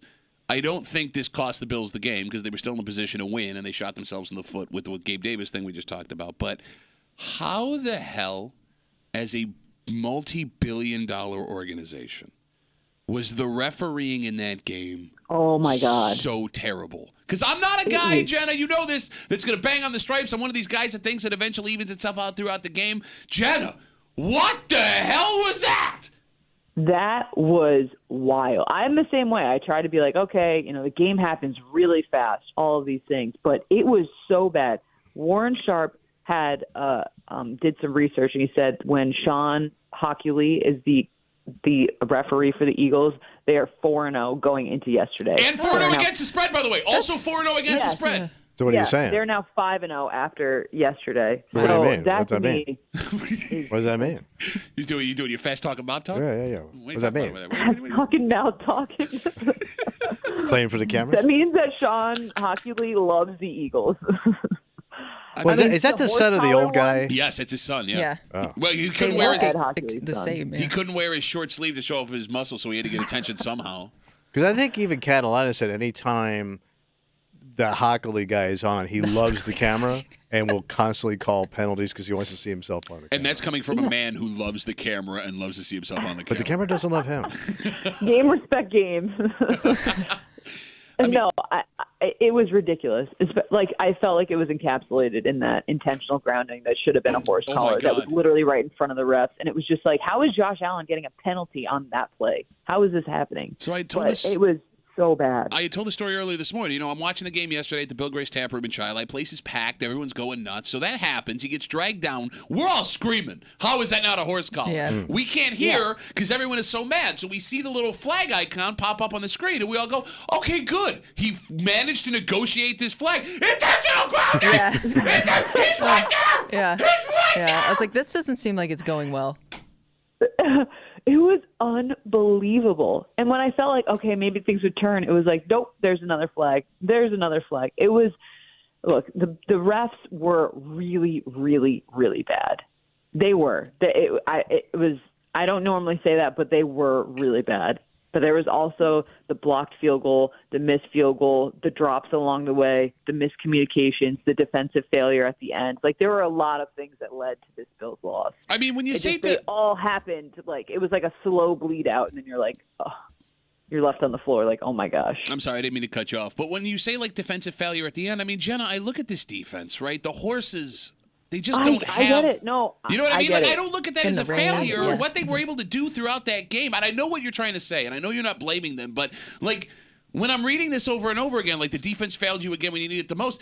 Some of these guys were practice squad players 4 or 5 weeks ago.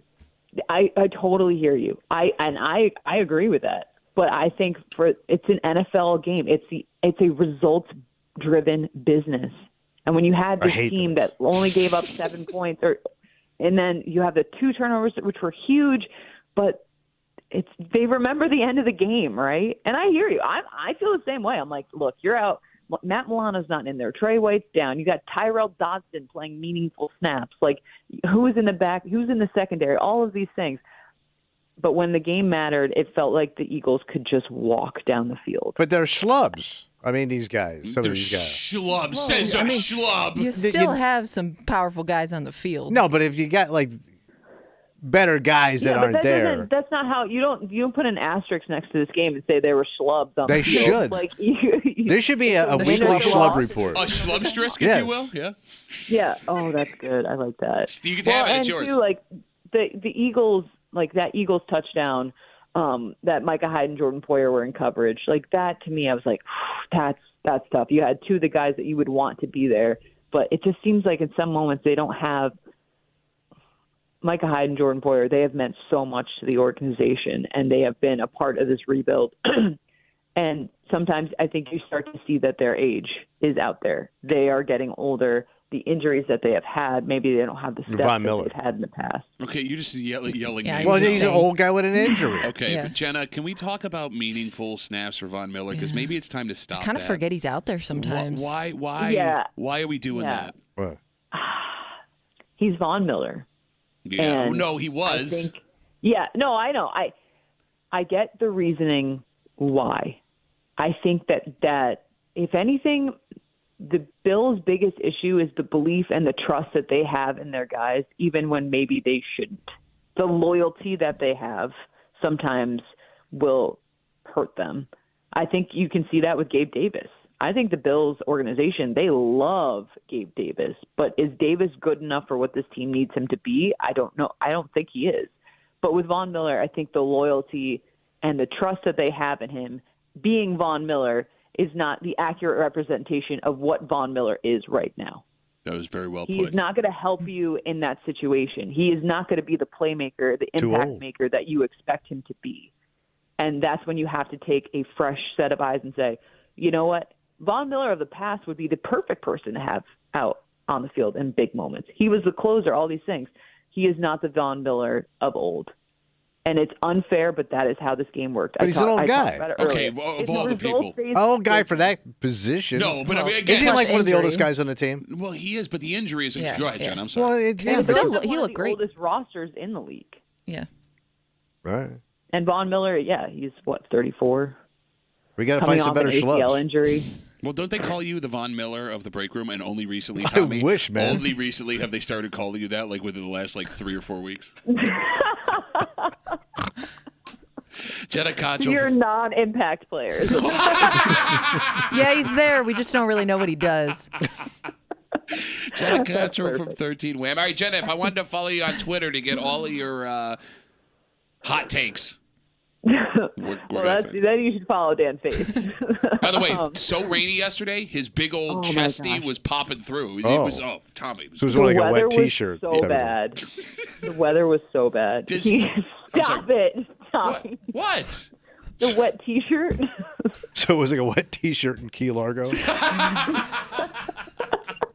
Maybe that's why Gabe ran the wrong route. He was staring at Dan's wet chest on the sidelines.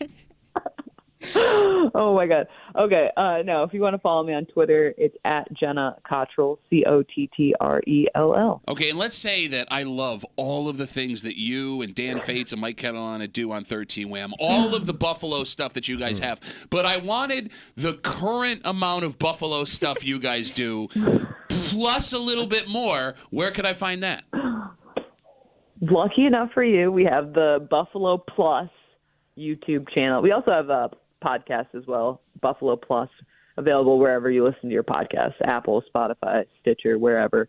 Up on the Buffalo Plus channel recently, from last night, Mike Catalana, Dan Fates were down in Philly. They had their takeaways, what the team had to say after this game, as well as Sean McDermott and the hot seat and where it stands after last night's loss. Poor Also, their Dan. opinions, all that. Poor Dan What? Fates. Poor Dan. Well, because Carolina's from Philly. He's a Philly guy. Yeah, all right. Yeah, And he's a Philly guy. when you go anywhere with an old guy, he wants to drive you around everywhere and point at stuff. Oh, yeah, we don't know anybody like that, do we? No. Yeah. Jenna, have you been to Philly with Mike? I have, yeah. We went to all the cheesesteak shops and met Well, the fam. that's not so bad. Does he do the one thing Yeah. he wants to tell you what used to be there?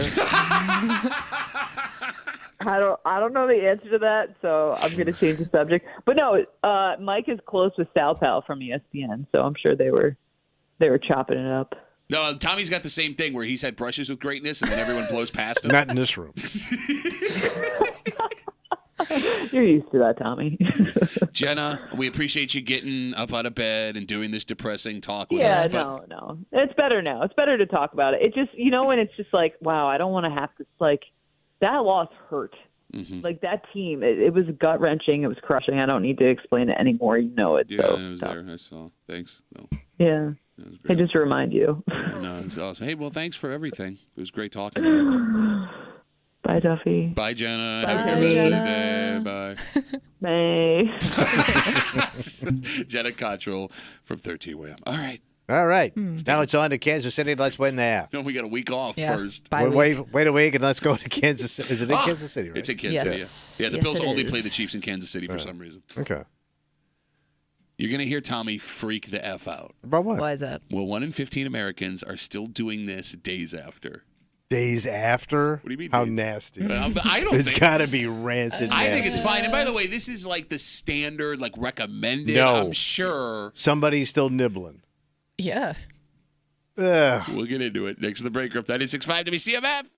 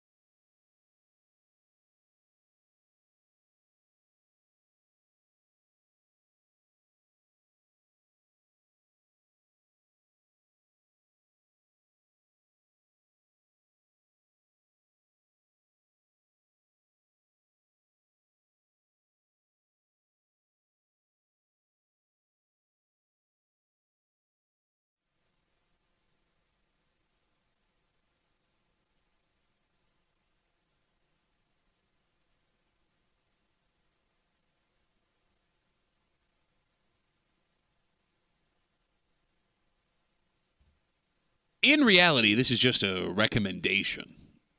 It's a recommendation from people that don't want you to hurt yourself. You know, it's funny how many things that like government agencies like that, like this, will say, and you'll be like, bah. But this one, for some reason, you've like committed to full. Because this could hurt you. You're hanging out in the break room. Rochester's Classic Rock 96.5 WCMF. We'll start with. Oh, by the way, I'm sorry.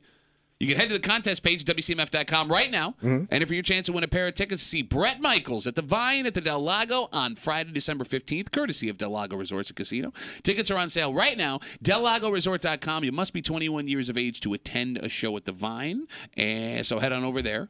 And good luck from your friends here in the break room on CMF. We'll start this discussion by letting you know. Yes. About 1 in 15 Americans are still eating Thanksgiving leftovers. And have diarrhea. Okay. You're going to get the squirts. You're going to eat, what do you want? It's like slimy breast meat. 3 days. Your mom's going to be there?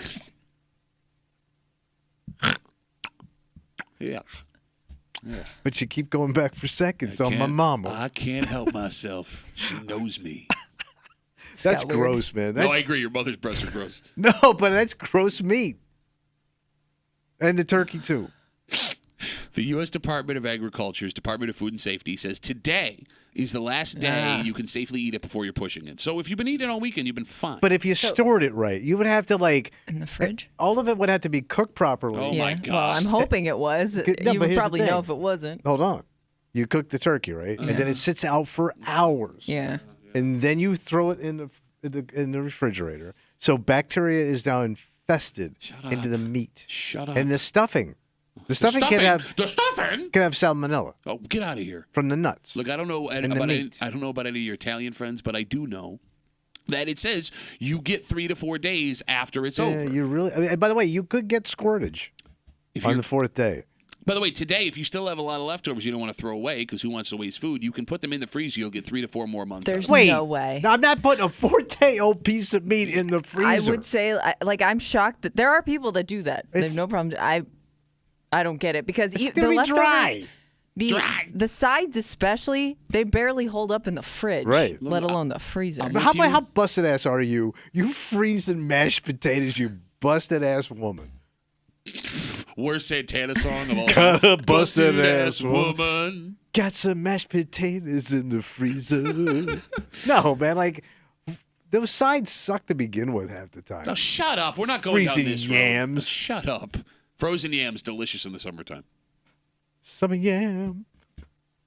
Look, man, as someone who doesn't want to waste food, I hate wasting food. I'm eating those leftovers till they're gone. Now, all my leftovers are gone. But if they were still around, if we had that much, I'd be eating them tomorrow and the day after. Are you going to freeze it? I don't know about that because my wife likes to freeze stuff and it's terrible. But I'm going to eat them until they're gone. I don't care. Food date be damned. All right. So I know a lot of people that will make like turkey soup afterwards. All right. Yeah. I feel like that gets stored for a while, maybe well past the sure it is storage date. But I'm cooking it again. Is that okay? No. I don't know. You don't know that. You can't cook things twice. Sure you can. I think it's good. You can't cook things twice and think it did good. Right, thank you. Ladies and gentlemen, 30 years of radio, Tommy Boulay. Well, I was quoting a famous person. Think it did good. Yeah. No, but it can't be. And by the way, turkey soup never holds. I love turkey soup. Oh, I like turkey soup. It's just a hoarier version of chicken soup. And who doesn't like chicken noodle soup? I would make the argument that chicken soup is a hoarier version of the turkey soup. I don't Turkey's a want classier bird. No, it's not. It's No, a Ben hoe Franklin- bird. It's a hoe bird. Ben Franklin wanted the turkey to be our national bird. And by the way, one of the biggest hoey founding fathers was Ben Franklin. He was plugging everything, even the Brits. There are 2 things surprising about 1 in 15 people still eating leftovers from Thanksgiving today. One, that you had that much food left over. Okay. It's 4 days later. Well, sometimes, a lot of people overcook. Okay, no, but there's overcooking, and then there's overcooking by 4 meals, 3 meals a day for 4 days. It's a lot of cooking. All right. 2, how are you not sick of that stuff by now? You got to be. And I also get nauseous when I see, because, sometimes you don't want to, open up, you don't want to dirty up 2 Tupperware, so you kind of smudge everything into one. Oh, that's the and best. Then collapse it down. Yeah. What's wrong with that? You squeeze as much as you can in one Tupperware. It looks like an autopsy when you open that thing, man. It looks the same as what's on your plate. No, but it's too mushed. Everything's touching. You sound like But here's the thing, all Thanksgiving sides can be mushed. Yeah. It's mush. And what sides I don't like go segregated together? sides. Wow. I do. This day and age. I'll say it right here, sir. I like segregated sides on my Tupperware. Segregated sides today. Segregated sides tomorrow. Kimmy doesn't understand that reference. Mashed potatoes you can mush. Stuffing you can mush. Green bean casserole you can mush. Oh, that thing should just get tossed. Okay, going even that further. Prison slop. Kimmy, you can eat all Thanksgiving sides mushed together, like even mixed together, and it still tastes delicious. I don't like it. Shut up. You don't even eat that face stuff anyway, you you're pansy-ass making. bitch. It looks like that ice cream. What's that ice cream? That Neapolitan or whatever? Yeah, it is? your Italian ice cream. Yeah, I don't like it either. Oh, my God. What sides did you have on Thanksgiving? So I ate the vegetables and the turkey. That's it. Mm-hmm. Like, what do you mean by vegetables? Yeah. They had like green beans, not the casserole. And then you know what I had? It's the only time I ever get them. Yam. Like me some yam. So you From had my green southern beans, roots. yams, And turkey. Right. And you're going to sit here Not and try touching. and talk about Thanksgiving Day food. Yes, you that's bitch. That's what like Martha Stewart puts on a plate to make it look like what she's having for Thanksgiving. It's a good thing. You end up putting gravy over all of it I anyways. don't gravy.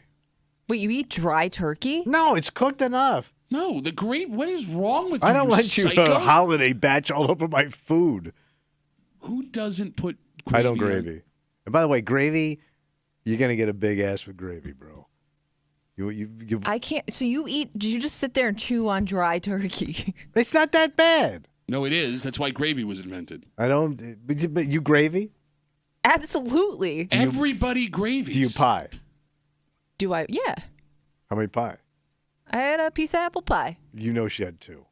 Who are you I talking had to? a Why are you slice looking of at me? apple pie, and then I had like it was really good. It was like a roll of carrot cake with the cream cheese frosting in the middle. Oh, carrot cake roll. That was Which is kind of game like changer. pie in roll form. Sure, but I'm Right. just saying I had all the cake. desserts. I don't pie. I don't gravy. You don't pie? No, you got pie equals thunder thigh. Know that. Gosh, you are just a blast on Thanksgiving. I just eat what I want to eat, and I also hate the plate cop. What are you talking Which about? is Well, what you you're didn't get being this? right now. No, but like you Yeah, didn't no, get thank this. You literally just said, "Well, did you have 2 slices of pie?" But I hate when people go, why didn't you get this? Why didn't you get that? It's a valid question. I didn't want it. I don't want And it. it's not that I don't want eat. it. It doesn't agree with me. Oh, it doesn't agree with you. What Look, does? I'm holding back a fat boy in here Oh, as shut best up. I can. Oh, let's talk about my struggles. That's why I can't have it, but I'm going to judge everybody else. I have struggles too, guys. Every day's a struggle, Pat. Oh, my God, I can't. I want the I gravy. just can't do. Oh, you want gravy? Well, I mean, if I was gonna have some gravy, yeah. You're not going to believe I mean, I this. love gravy. No, bro, you're not going to believe this. I have this new artisan business where I produce low-calorie, high-protein gravy. Where is this miracle gravy you speak of? It's in a kiosk right in the men's room. Oh, what's it called? It's called Uncle Pat's Low Fat, No Sugar, Extra Protein, Close Your Eyes, Big Surprise Gravy Sauce. It's going to get sticky. We come back, we wrap it up. I sodomize Tommy. Next to the break room. 965.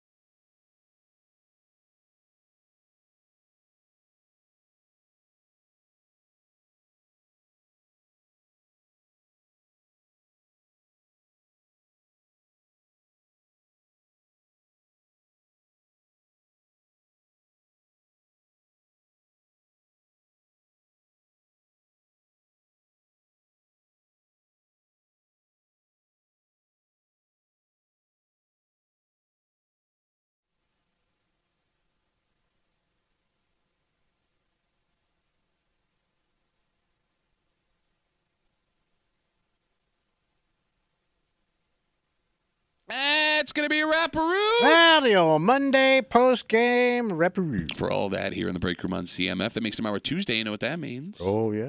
Got that new hot segment. What's it called? Where's Kimmy complaining about the Buffalo Bills in the neighborhood? Kimmy has her neighborhood post. She's going to read it out loud. Everyone that can hear our voices, we're going to listen. You have to listen. And because everybody knows every little stereotype and nuance about every little town, village, neighborhood in the greater Rochester area, we're going to figure out where they whine in. We're going to do it just after 9 o'clock tomorrow on CMF. And then one guy gets to go first every week and then pretends like he's like some genius. Yeah, because I got 7 now. Okay, totally blew past the criticism. Like 7. when you don't go first, you've never won.